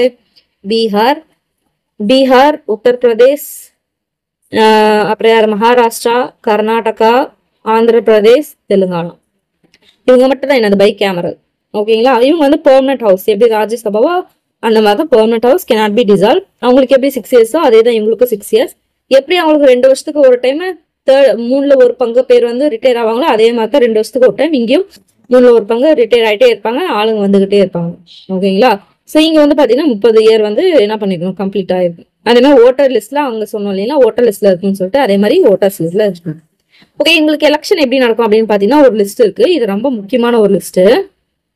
ஓகேங்களா? ஒண்ணு ஈஸி தான், டக்குன்னு நான் ஈஸியா நான் சொல்ற மாதிரிங்க. அதாவது 3ஆ பிரிக்கலாம். 1/3, அதுக்கப்புறம் 1/6, அடுத்து 1/12. ஓகேங்களா? ஸோ 1/3 யார் வருவாங்கன்னா, அதாவது 1/3 மெம்பர்ஸ், 3ல ஒரு பங்குன்னு சொல்லுவாங்க அந்த மெம்பர்ஸ் வந்து பாத்தீங்கன்னா லோக்கல் பாடிஸ் இருப்பாங்க இல்லையா, அவங்களால எலெக்ட் பண்ணப்படுறவங்க. இன்னொன்னு என்ன அப்படின்னு பாத்தீங்கன்னா எம்எல்ஏஸ் இருப்பாங்க இல்லையா, அவங்களால. ஓகேங்களா? இது 1/3. 1/6க்கு ஒண்ணுதான், கவர்னர், அவ்வளவுதான். அதாவது பாத்தீங்கன்னா ஆர்ட், சோசியல் சர்வீஸ், அதே மாதிரி கோஆபரேஷன் இருக்கு இல்லையா, அந்த இடத்துல இருந்து நல்ல ஒரு எக்ஸலன்ஸா இருக்கிறவங்கள வந்து கவர்னர் வந்து நாமினேட் பண்ணுவாரு. ஓகேங்களா, இது 1/6. 1/12 வந்து 2 தான் அதே மாதிரி. அதாவது பார்த்தீங்கன்னா by graduates of university of state, அதே மாதிரி கிராஜுவேட்ஸ் பை கிராஜுவேட் டீச்சர்ஸ். ஓகேங்களா, அதாவது யூனிவர்சிட்டி ஆஃப் ஸ்டேட்டோட கிராஜுவேட், அதே மாதிரி ஸ்கூல் கிராஜுவேட் இருக்காங்க இல்லையா, அவங்களால பண்ணுவாங்க. இது 1/12. இது 1/12 அதிகப்படி வந்து படிச்சவங்களால. இது பார்த்தீங்கன்னா லோக்கல் பாடி எம்எல்ஏ. இது பார்த்தீங்கன்னா 1/6 வந்து கவர்னர். அவ்வளோதான், முடிஞ்சா.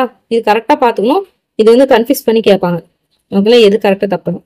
ஓகே, அடுத்து பாருங்க, எப்படி ஸ்பீக்கர் வந்து இருந்தாங்களோ லெஜிஸ்லேட்டிவ் அசம்பிளி, அந்த மாதிரி எம்எல்சில ஒரு சேர்மன் இருப்பாங்க. அங்க ஸ்பீக்கர், இங்க சேர்மன். அவங்க தான் ப்ரெசிடிங் ஆஃபீஸர் அப்படின்வாங்க. அப்பர் ஹவுஸோட ப்ரெசிடிங் ஆஃபீஸர். ஓகேங்களா, ஸோ வந்து இவங்களை வந்து பாத்தீங்கன்னா அவங்களுக்குள்ளாரே பாத்தீங்கன்னா சேர்மன், அதே மாதிரி டெபுட்டி சேர்மன் அப்படின்னு சொல்லிட்டு அவங்களுக்குள்ளாரே படிப்பாங்க. எப்படி வந்து ஸ்பீக்கர் அவங்களுக்குள்ளாரே பண்ணிப்பாங்களோ அந்த மாதிரி அவங்களுக்குள்ளாரே சேர்மன், டெபுட்டி சேர்மன் இது பண்ணிப்பாங்க. ஸோ அதே தான், சேர்மன் வேக்கண்டா இருக்கும்போது டெபுட்டி சேர்மன் அவங்களோட வேலையை செய்வாங்க. முடிஞ்சு போச்சு. சூப்பரா இருக்குல்ல, ஈஸியா. அடுத்து பாருங்க, ஆர்டிகல் 129 ரொம்ப முக்கியமான ஒரு இன்ஃபர்மேஷன், அடிக்கடி கேட்குற ஒரு கொஸ்டின்.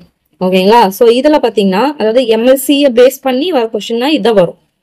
இது அப்புறம் அந்த என்னென்ன ஸ்டேட்ன்றது. ஓகேங்களா, ஆர்டிகல் 169 என்ன சொல்லுது அப்படின்னு பாத்தீங்கன்னா, எம்எல்சி இருக்கு, எல்சி இருக்கு இல்லையா, அதை வந்து அபாலிஷ் பண்றது, கிரியேட் பண்றது, இது ரெண்டுத்தையும் பத்தி சொல்றது தான் பார்த்தோன்னா ஆர்டிகல் 169. அதாவது பாத்தீங்கன்னா ஒரு பார்லிமெண்ட்ல வந்து இதை அபாலிஷ் பண்ணும், எல்சி வந்து தேவையில்லை அப்படின்னு சொல்லிட்டு முடிவு பண்ணிட்டாங்க. ஓகேங்களா, ஸோ அப்போ என்ன பண்ணுவாங்கன்னா 2/3 majority voting can request parliament to create R abolish L3. ஓகேங்களா, ஸோ 3/2 மெஜாரிட்டி ஓட்டிங் இருந்துச்சு அப்படின்னா இந்த எல்சி வந்து அபாலிஷ் பண்றதுக்காக இல்ல கிரியேட் பண்றதுக்கானவா என்ன பண்ணலாம், பார்லிமெண்ட் ரெக்வஸ்ட் பண்ணலாம். ஓகேங்களா, இதை சொல்றது எது அப்படின்னு பாத்தீங்கன்னா 169. ஓகேங்களா, ஸோ 2/3 மெஜாரிட்டி பார்லிமெண்ட் கிட்ட ரெக்வஸ்ட் பண்றது, 2/3 மெஜாரிட்டி தான் பார்லிமெண்ட் ரெக்வஸ்ட் பண்ணி எல்சியை வந்து கிரியேட்டும் பண்ணிக்கலாம், அபாலிஷும் பண்ணிக்கலாம். ஓகேங்களா, ஸோ அந்த பவர் வந்து இவங்க கிட்ட தான், பார்லிமெண்ட்டுக்கு தான் இருக்கு. ஓகேங்களா, ஸோ ஆர்டிகல் 169 அதை சொல்றது ஆர்டிகல் 169. ஓகேங்களா, சரி ஓகே. சரி, தமிழ்நாட்டில் வந்து அபாலிஷ் பண்ணாங்கன்னு பார்த்தோம் இல்லைங்களா. ஸோ அது வந்து பாத்தீங்கன்னா யார் அபாலிஷ் பண்ணாங்க, எப்போ அபாலிஷ் பண்ணாங்கன்னு பாத்துக்கலாங்களா. சரி ஓகே, தமிழ்நாடு லெஜிஸ்லேட்டிவ் கவுன்சில் வந்து அபாலிஷ் பண்ணிட்டாங்க. அந்த பில் எப்போ பாஸ் பண்ணாங்கன்னா 1986ல. அது எப்போ ஃபோர்ஸ், அதாவது நடைமுறைக்கு கொண்டு வந்தாங்க பாத்தீங்கன்னா ஒன்றும் கிடையாது, 1/1/1986 இயர் மட்டும் ஞாபகம் வச்சுக்கோங்க. 1/11/1986 1986 முடிஞ்சு போச்சு. யார் பண்ணாங்க பார்த்தீங்கன்னா எம்ஜிஆர் இருக்கார் இல்லையா, அவர் தான்.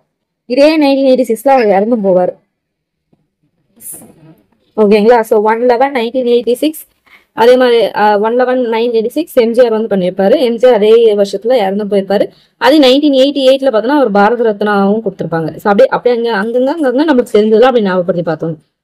ஓகேங்களா, இந்த பாக்ஸ் ரொம்பவே முக்கியம், பார்த்துக்கோங்க. சரி ஓகே, இந்த ஸ்டேட் லெஜிஸ்லேச்சர் இருக்கு இல்லையா, அதோட ஃபங்க்ஷன் ஒன்று இருக்கும் இல்லையா, அதை தான் பார்க்க போறோம். அதுல பாத்தீங்கன்னா லெஜிஸ்லேட்டிவ் பவர், ஃபினான்ஷியல் பவர், அதே மாதிரி கண்ட்ரோல் ஓவர் எக்ஸிக்யூட்டிவ் அப்படின்னு சொல்லிட்டு 3 பார்ப்போம். அது பாத்தீங்கன்னா இது முடிஞ்சிடும் டக்குன்னு. ஓகேங்களா, டக்குன்னு பார்த்தலாமா.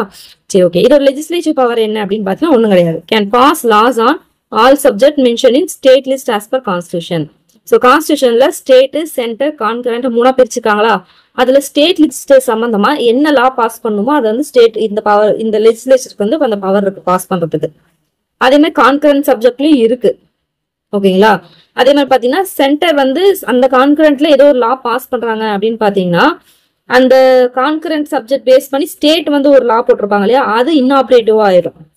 ஓகேங்களா, ஸோ அங்க சென்டர் என்ன பாஸ் பண்றாங்களோ, சென்டர்ல இருந்து என்ன மாத்தி கொடுத்துருவாங்களோ அதுதான் செல்லும்.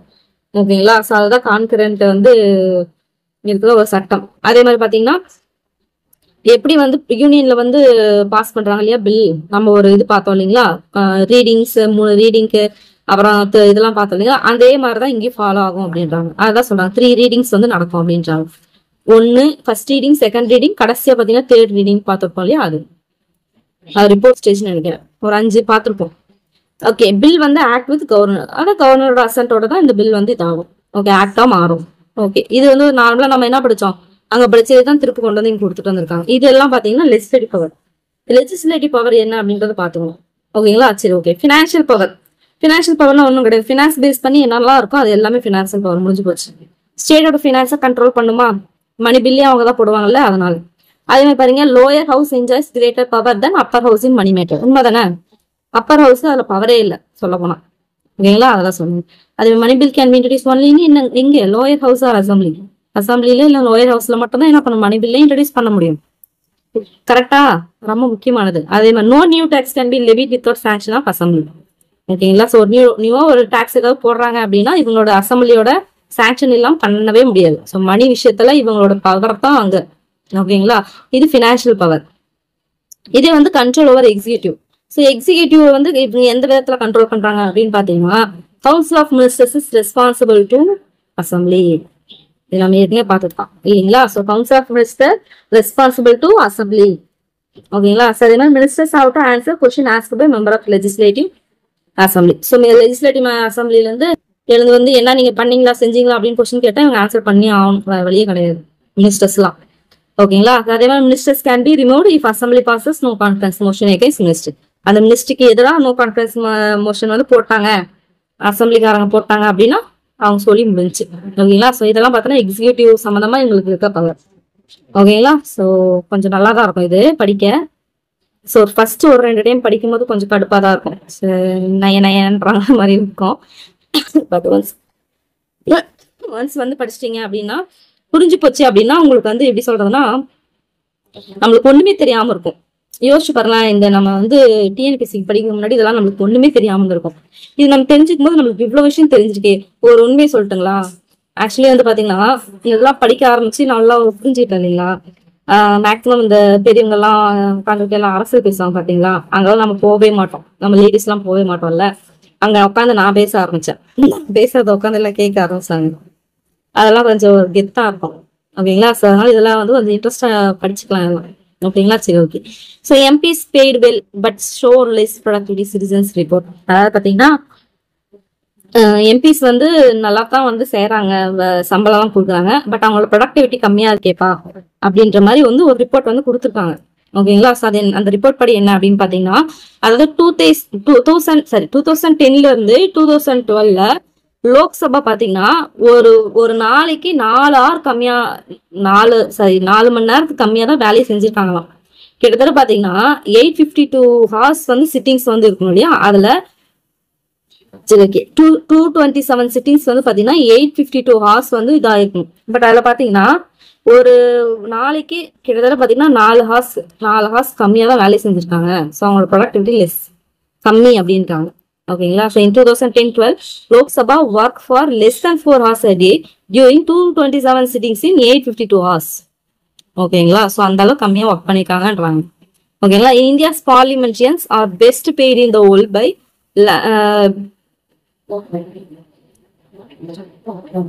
அதாவது லெஜிஸ்லேட்டிவ் பிசினஸ்ல பாத்தீங்கன்னா இந்தியன் பார்லிமெண்ட் பெஸ்ட் பெய்டு அப்படின்றாங்க. இதை சொல்றது யாரு அப்படின்னு பாத்தீங்கன்னா national social war citizen report on governance and development 2013 இவங்க தான் சொல்றாங்களாம். ஓகேங்களா? அதாவது வந்து எவ்வளவு பே பண்றாங்க அப்படின்னு பாத்தீங்கன்னா சிங்கப்பூர், ஜப்பான், இட்டாலி இருக்காங்க இல்லையா, அங்க இருக்க எம்பிஸ் விட அதிகமா. அதே மாதிரி பாத்தீங்கன்னா பாகிஸ்தானோட 4.5 மடங்கு அதிகம். அதே மாதிரி ஒரு கண்ட்ரில ஒரு பெர் கேபிட்டா இன்கம் இருக்கு இல்லையா, ஒருத்தங்களுக்குன்னு ஒரு தனி ஒரு பெர் கேபிட்டா இன்கம் ஒண்ணு சொல்லுவாங்க இல்லையா, அதோட 68 டைம்ஸ் வந்து அதிகம். ஓகேங்களா? ஒரு தனிநபர் வருமானத்தை விட 68 டைம் அதிகம். அதே மாதிரி பாகிஸ்தான்ல இருக்க எம்பிஸோட 4 டைம் அதிகம். சிங்கப்பூர், ஜப்பான், இட்டல்ல எவ்வளவு பெரிய இடம், அதை விட வந்து அதிகமா இருந்தாலும் அவங்களோட ப்ரொடக்டிவிட்டி என்னது புஸ்வானம் தான். ஓகேங்களா? அது வந்து ஒரு ரிப்போர்ட்ல சொல்றாங்க. அதே மாதிரி 2010ல இருந்து 12 பாத்தீங்கன்னா இவங்க சொன்னாங்க இல்லையா 852 hours 227 சிட்டிங்ஸ்ல வந்து ஒரு நாளைக்கு 4 மணி நேரத்தோட கம்மியா பண்றாங்க இல்லையா, அது என்ன சொல்றாங்கன்னா which is less than 2/3 of schedule அப்படின்றாங்க. அதாவது 6 hours per day வந்து இருக்கணுமா, பட் பாத்தீங்கன்னா 2/3 விட கம்மி அப்படின்றாங்க. ஓகேங்களா? ஸோ இந்த ப்ராசஸ் கிட்டத்தட்ட எவ்வளவு லாஸ் ஆகுது, எத்தனை ஹவுஸ் லாஸ் ஆகுது. அதாவது 852 hours 577 hours ஒண்ணுமே இல்லாம போகுது, வேஸ்டா. ஏன்னு தெரியுதுங்களா? அந்த வெளிநடப்பெல்லாம் செய்வாங்க, டிஸ்ட்ரப்ஷன், ஃபோர்ஸ்ட் அச்சான்மெண்ட் எல்லாம் பண்ணுவாங்க இல்லையா, சண்டை போட்டுக்குன்னு, அதுலயே போயிருதான் என்னென்னலாம் பண்றாங்க பாரு. ஓகேங்களா? ஸோ இது வந்து 11th வரும் நினைக்கிறேன், 11th or 12th வரும், அந்த பாக்ஸ்ல வரும். ஸோ ஜஸ்ட் சும்மா அந்த ரீடிங்ஸ் எல்லாம் சும்மா பார்த்து வச்சுக்கோங்க.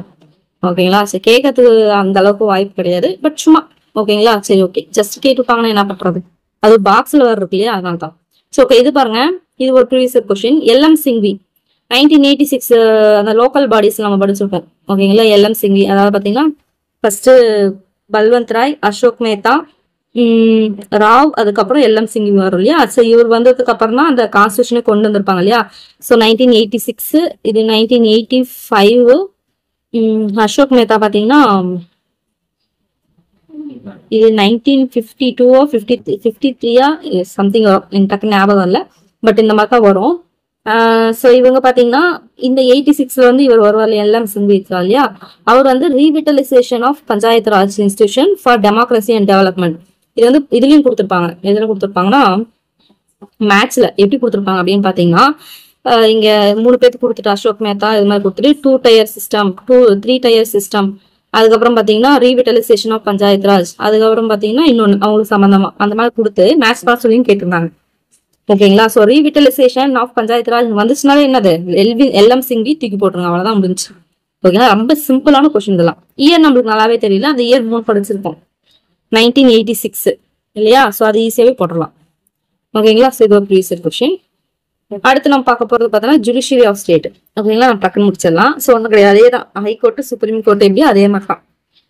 ஸோ ஹைகோர்ட்டோட ஜுடிஷியல் ரிவ்யூ இருக்கு இல்லையா, அது என்ன பார்த்தீங்கன்னா 226 227. ஸோ அவங்களோட ஹைகோர்ட்டோட ஜுடிஷியல் ரிவ்யூ வந்து என்னென்ன பவர்லாம் இருக்குன்னு சொல்லுவாங்க இல்லையா. ஸோ அது என்ன ஆர்டிகல்ல சொல்லியிருப்பாங்க பார்த்தோம்னா 226 227 ரொம்ப முக்கியமான ஒரு பாயிண்ட்.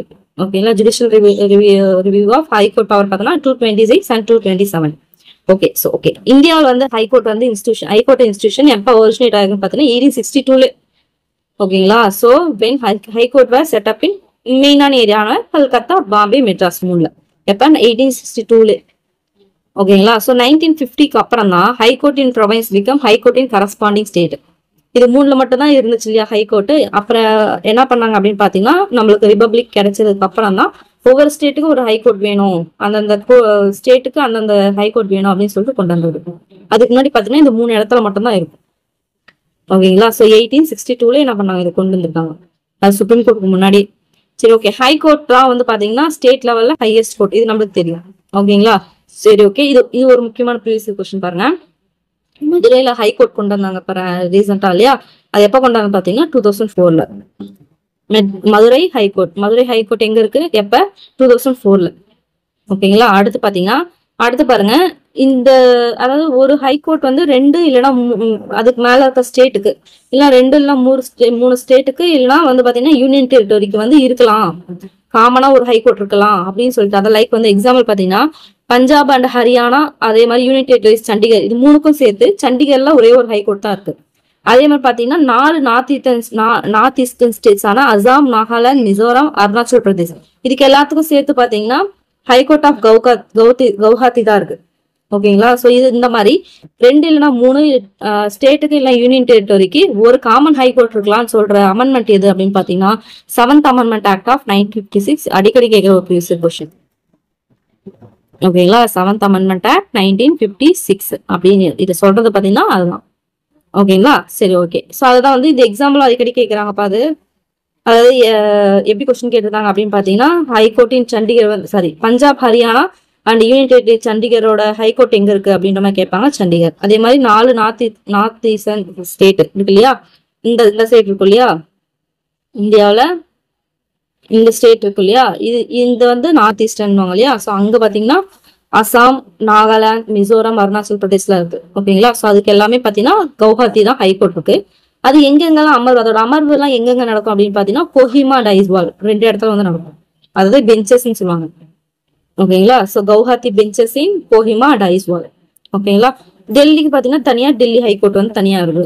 ஓகேங்களா. அதே மாதிரி பார்த்தோன்னா ஹைகோர்ட்டுக்கு எத்தனை ஜட்ஜஸ் போடலாம் அப்படின்னு டிட்டர்மைன் பண்றதும் பிரசிடென்ட் தான். யார் டிட்டர்மின் பண்ணது கேட்பாங்க, ரொம்ப முக்கியம், பிரசிடென்ட் தான். அப்பாயின் பண்றதும் பிரசிடென்ட் தான். அது எத்தனை ஜட்ஜஸ் போடணும்னு சொல்றதும் பாத்தீங்கன்னா பிரசிடென்ட் தான். அதாவது அதுக்கு வந்து இவ்வளவுதான் போடணும் அப்படின்ற மாதிரி ஒரு பிக்சட் டேர்ம்லாம் கிடையாது. ஓகேங்களா. சரி ஓகே. இதெல்லாம் போய் கரெக்டா பார்த்தோம். எக்ஸாம்பிள் அந்த இது பார்த்தோம்னா இது ரொம்ப முக்கியம். இது பாருங்க, அதாவது பாத்தீங்கன்னா இப்ப பிரசன்ட்ல பாத்தீங்கன்னா 25 ஹைகோர்ட் இருக்கு. 28 ஸ்டேட்டுக்கு 25 ஹைகோர்ட் இருக்கு, இன்க்ளூடிங் ஆந்திர பிரதேஷ் ஹைகோர்ட்.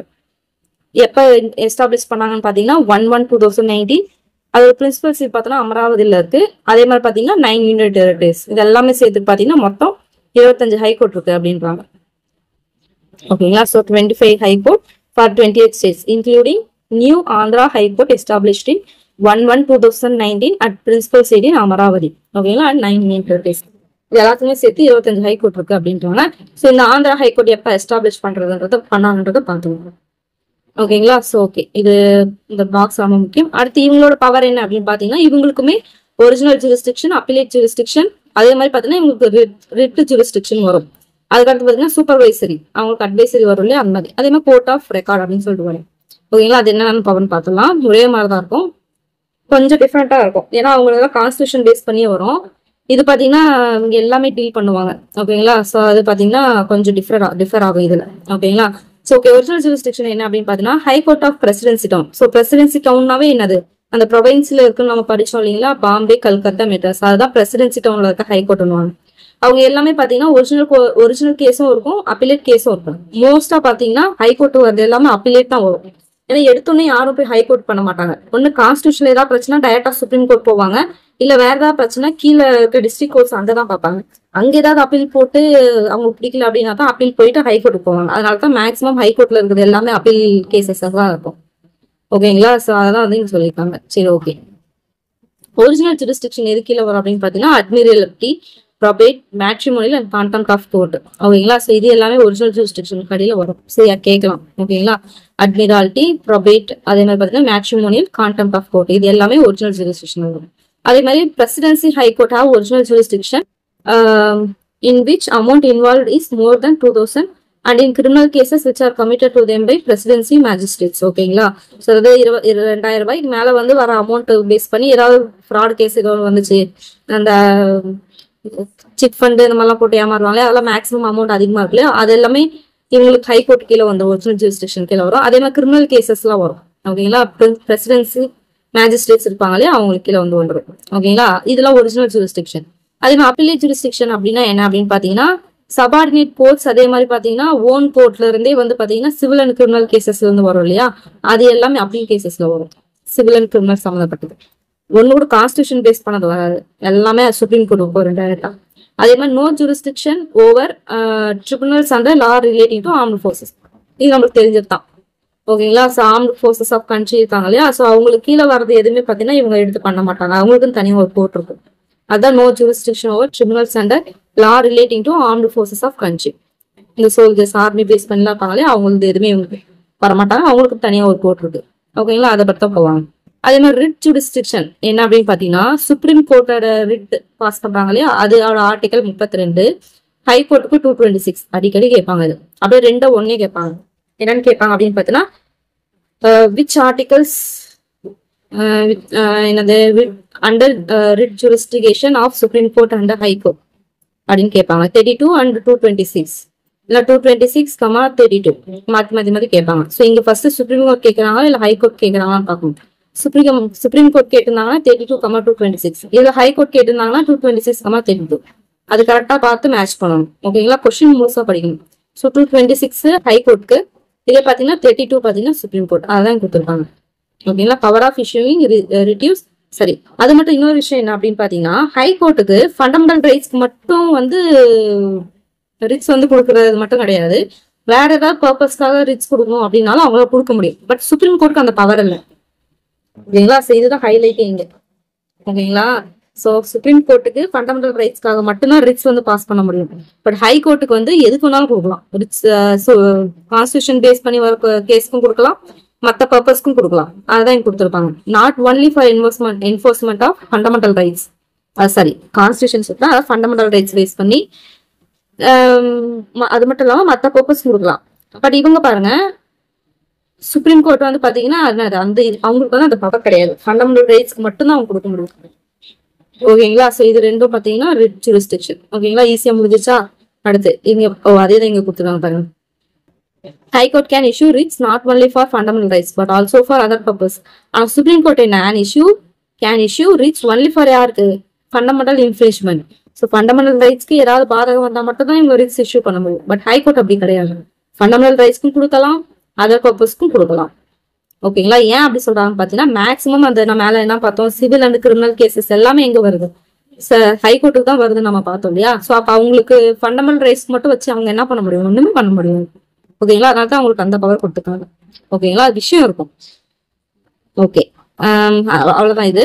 அடுத்து சூப்பர்வைசரி ஜூரிஸ்டிக்ஷன் என்ன அப்படின்னு பாத்தீங்கன்னா, அதாவது அவங்களுக்கு கீழே இருக்கும் இல்லையா, எல்லா கோர்ட்ஸ் இருக்கு இல்லையா, டிஸ்ட்ரிக்ட் கோர்ட்ஸ், ட்ரிபுனல்ஸ் எல்லாம் இருக்கும் இல்லையா, அது எல்லாம் வந்து சூப்பர்டென்ட் பண்றது இவங்க தான். But except military courts or tribunals, ஓகேங்களா. மிலிட்ரி கோர்ட்ஸ், ஆர்ம்டு ஃபோர்ஸஸ் பார்த்தோம் இல்லையா, அவங்களுக்கும் இவங்களுக்கும் எந்த சம்மந்தம் கிடையாது. அந்த கோர்ட்டை தவிர இது எல்லாமே சூப்பர்வைஸ் பண்றது ஹைகோர்ட் தான்.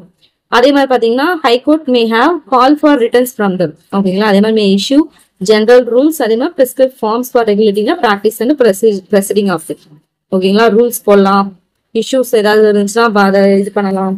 அதே மாதிரி திரும்ப ரிட்டர்ன்ஸ் கேட்கறது, இந்த மாதிரி பண்றது எல்லாமே ஹைகோர்ட்டால பண்ண முடியும். அதே மாதிரி பாத்தீங்கன்னா பிரிஸ்கிரைப் ஃபார்ம்ஸ், அதாவது பார்த்தீங்கன்னா books, entries and accounts are to be kept by that. அந்த பிரிஸ்கிரைப் பண்றாங்க இல்லையா ஃபார்ம்ஸ், இந்த மாதிரிலாம். ஃபார்ம்ஸ்னா என்னது, ஒரு ஃபார்ம் கொடுத்து இதுக்கு ஃபில் பண்ணிட்டு வாங்கன்னு இல்லையா. ஸோ ஏதோ ஒரு ப்ரொசீஜருக்கு ஒரு ஃபார்ம் ப்ரிஸ்கிரைப் பண்ணுவாங்க இல்லையா, அந்த ஃபார்ம் வந்து புக்ஸ்ல, என்ட்ரிஸ்ல, அக்கௌண்ட்ஸ்ல என்ன பண்ணுவாங்க வைக்கணும். அதே மாதிரி பாத்தீங்கன்னா நாங்கள் ஷெரீஃப், கிளர்க்கு, ஆஃபீஸர், அதே மாதிரி லீகல் ப்ராக்டிஷனர்லாம் இருக்கு இல்லையா, அவங்களுக்குலாம் பே பண்ணணும் இல்லையா, அவங்களுக்கு வந்து ஃபீஸ் வந்து செட்டில் பண்றது அவங்க தான், ஓகேங்களா. ஸோ அடுத்து பாத்தீங்கன்னா கோர்ட் ஆஃப் ரெக்கார்ட். சுப்ரீம் கோர்ட்டும் கோர்ட் ஆஃப் ரெக்கார்ட் தான், இதுவும் கோர்ட் ஆஃப் ரெக்கார்ட் தான். இது வந்து high court act as court of record. எல்லா டிசிஷன், அதே மாதிரி டிகிரிஸ் எல்லாமே இஷ்யூ பண்ணியிருப்பாங்க இல்லையா ஹைகோர்ட், அதெல்லாம் பிரிண்ட் பண்ணி ரெக்கார்டு வந்து அதாவது ஃபர்தரா இதுக்கு ஃபியூச்சர்ல வர லாயர்ஸ் வந்து இது பண்ணுவாங்க இல்லையா, ரெஃபர் பண்ணுவாங்க இல்லையா, அவங்களுக்காக அவங்க எடுத்து எல்லாமே பிரிண்ட் போட்டு எல்லாமே வைப்பாங்க. அதான் கோர்ட் ஆஃப் ரெக்கார்ட், வேற ஒன்றும் கிடையாது, ஓகேங்களா. அடுத்த இன்ஃபர்மேஷன் பாருங்க. இந்த மெட்ராஸ் ஹைகோர்ட்ல வந்து ஒரு ஸ்டாச்சு இருக்கு, அதாவது சமநீதி கண்ட சோழன் இருக்காங்க இல்லையா, அவரோட ஸ்டாச்சு இருக்கு. ஸோ மெட்ராஸ் ஹைகோர்ட்ல என்ன ஸ்டாச்சு இருக்குன்னு கேட்கலாம், சமநீதி கண்ட சோழன், ஓகேங்களா. ஸோ இதோட நம்ம ஸ்டேட் முடிச்சிட்டோம்ப்பா, ஓகேங்களா. ஸோ சென்ட்ரல் தான் வந்து கொஞ்சம் இழுக்கும், ஏன்னா அது கொஞ்சம் டீட்டெயிலாக பார்த்தோம்னா தான் ஸ்டேட் நம்ம எப்படி டக் டக் டக் டக்குன்னு பார்க்க முடியும், அதுக்காக தான், ஓகேங்களா. சரி, ஓகே. ஸோ எக்ஸ்ட்ரா இதெல்லாம் வந்து ப்ரீவியஸ் கொஸ்டின். ஸோ எக்ஸ்ட்ரா நம்ம பார்த்துக்கலாங்க. அடுத்து முக்கியமான இது இருக்கு, அதாவது அமெண்ட்மெண்ட்ஸ் பார்த்தது. சரி, ஓகே, அதையும் பார்க்கலாம் இருங்க, ரொம்ப முக்கியமான பாட்டு அதெல்லாம். ஓகே, ஜுடிஷியல் ஆக்டிவிசம் அதோட எசன்ஸ் என்ன அப்படின்னு பார்த்தோம்னா ஆக்டிவ் ஜஸ்டிஸ், அதாவது ஜஸ்டிஸ் டெலிவரி சிஸ்டம். அதாவது ஜுடிஷியல் ஆக்டிவிசம் சொல்லிட்டு ஒன்று இருக்கு. அதோட முக்கியமான எசன்ஸ் என்ன அப்படின்னு பார்த்தீங்கன்னா சீக்கிரமா ஜஸ்டிஸ் கொடுக்கணும், அதுதான் active justice delivery system. Okay, இது நம்ம பார்த்தோம் இல்லைங்களா, அதாவது 3 டயர் சிஸ்டம் இருக்கணும் பஞ்சாயத்துல அப்படின்னு சொல்லியிருப்பாங்க இல்லையா. ஸோ அது சொன்ன கமிட்டி என்னன்னு பார்த்தீங்கன்னா பல்வந்த் ராய் தான். அசோக் மேத்தா பார்த்தீங்கன்னா 2 டயர் பத்தி சொல்லியிருப்போம், ஓகேங்களா. கன்ஃபியூஸ் பண்ணிக்கலாம். Balwant Rai 3 tier, Ashok Mehta 2 tier. So எப்பன்னு பார்த்தீங்கன்னா 1956. ஸோ நம்ம மேலே பார்த்தோம் இல்லைங்களா, இயர் தடுமாறினா இல்லைங்களா. ஸோ 1956 பல்வந்த் ராய், ஓகேங்களா. ஸோ ஓகே, அடுத்து இவங்க பாருங்க, லஸ்கி அப்படின்ற ஒருத்தர் என்ன சொல்றாரு அப்படின்னு பார்த்தோம்னா ஜட்ஜஸ் எலெக்டட் பை பீப்புள்,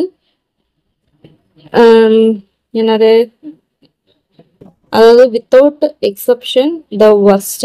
அதாவது வந்து பாத்தீங்கன்னா பீப்புளால ஜட்ஜஸ் வந்து தேர்ந்தெடுக்கப்படுறாங்க இல்லையா, அது வந்து பார்த்தீங்கன்னா வர்ஸ்ட் அப்படின்றாங்க. எந்த ஒரு எக்ஸப்ஷனும் இல்லாம அது வந்து வர்ஸ்ட் அப்படின்னு சொன்னது யாருன்னு பார்த்தோன்னா லஸ்கி, ஓகேங்களா. அதே மாதிரி பார்த்தீங்கன்னா பார்லிமெண்ட்ரி சிஸ்டத்தோட ஃபீச்சர் என்ன அப்படின்னு பார்த்தீங்கன்னா கலெக்டிவ் ரெஸ்பான்சிபிலிட்டி. எல்லாரும் ஒன்று சேர்ந்து ரெஸ்பான்சிபிள், எல்லாருமே ரெஸ்பான்சிபிள். அங்கே ஏதாவது தவறு நடக்குதுன்னா எல்லாரும் சேர்ந்து தான் அந்த ரெஸ்பான்சிபிலிட்டி வந்து எடுத்துப்பாங்க, அதுதான் அதோட ஃபீச்சர் ஒன்று.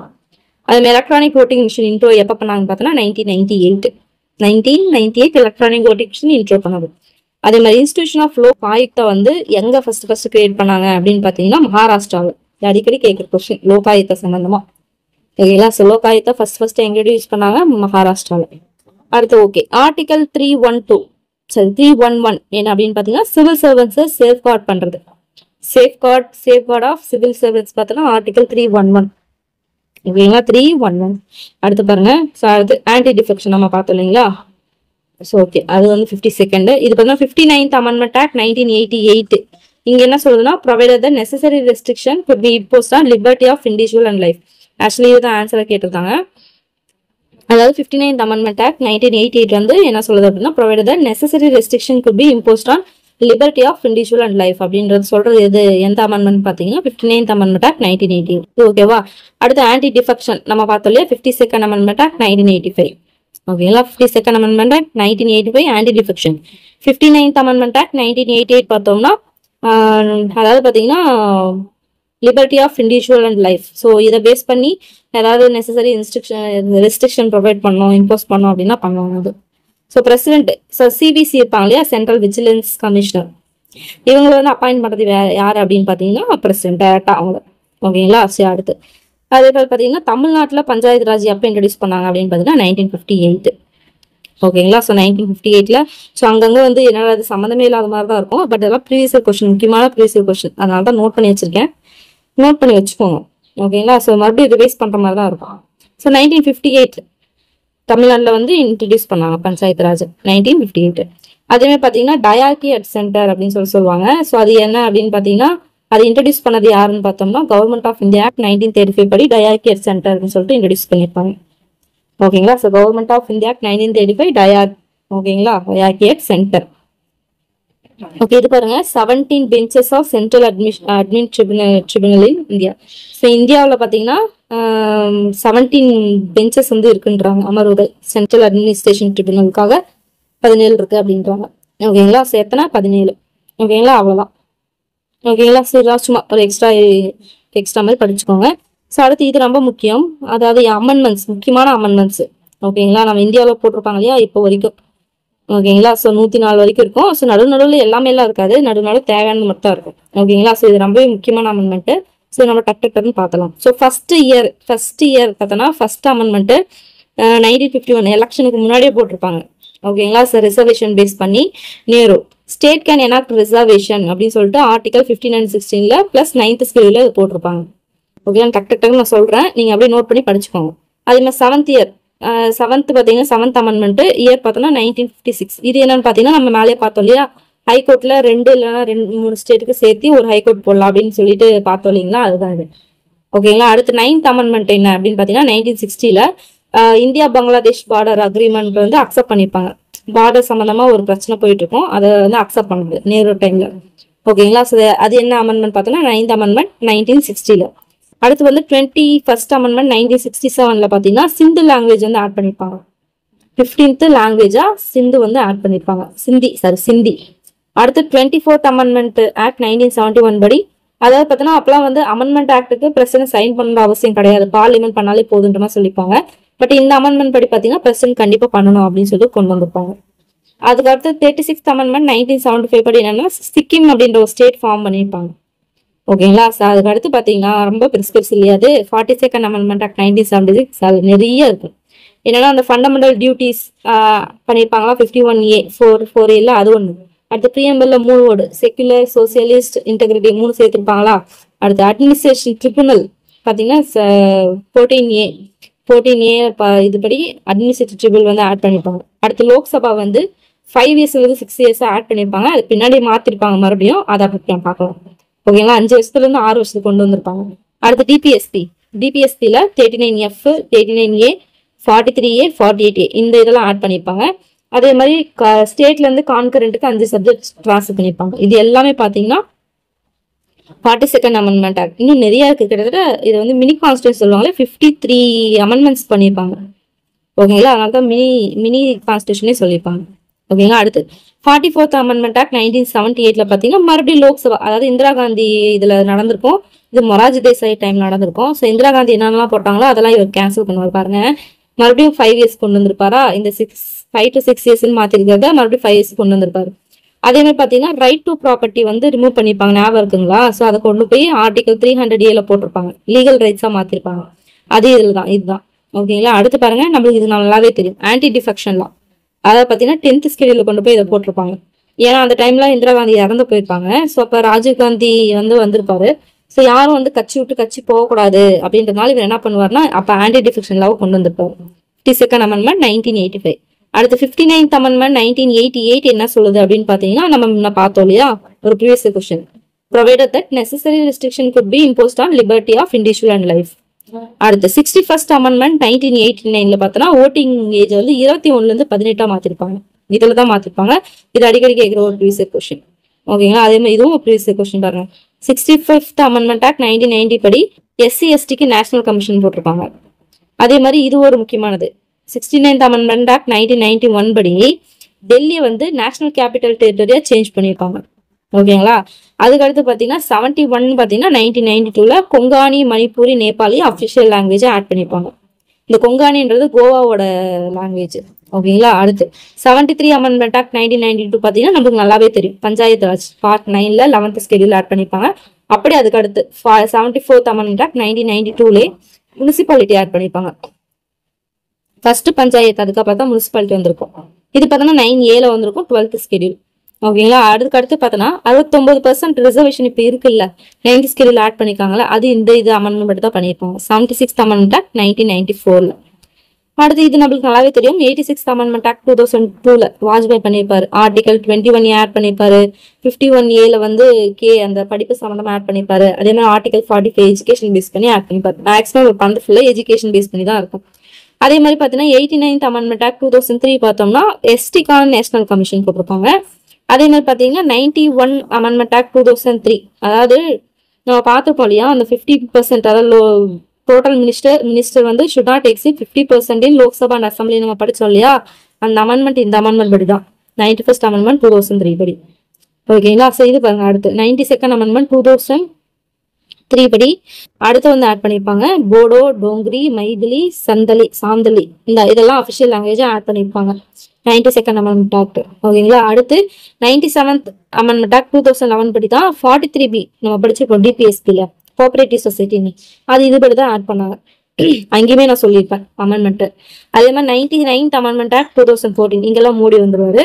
அதுபடி பார்த்தீங்கன்னா நேஷனல் ஜுடிஷியல் அப்பாயின்மெண்ட் கமிஷன், நான் சொன்னேன் இல்லைங்களா, கொலிஜியம் முறைப்படி தான் வந்து என்ன பண்ணாங்க, அவங்க இதெல்லாம் செலக்ட் பண்ணாங்க அப்படின்னு பார்த்தோம்.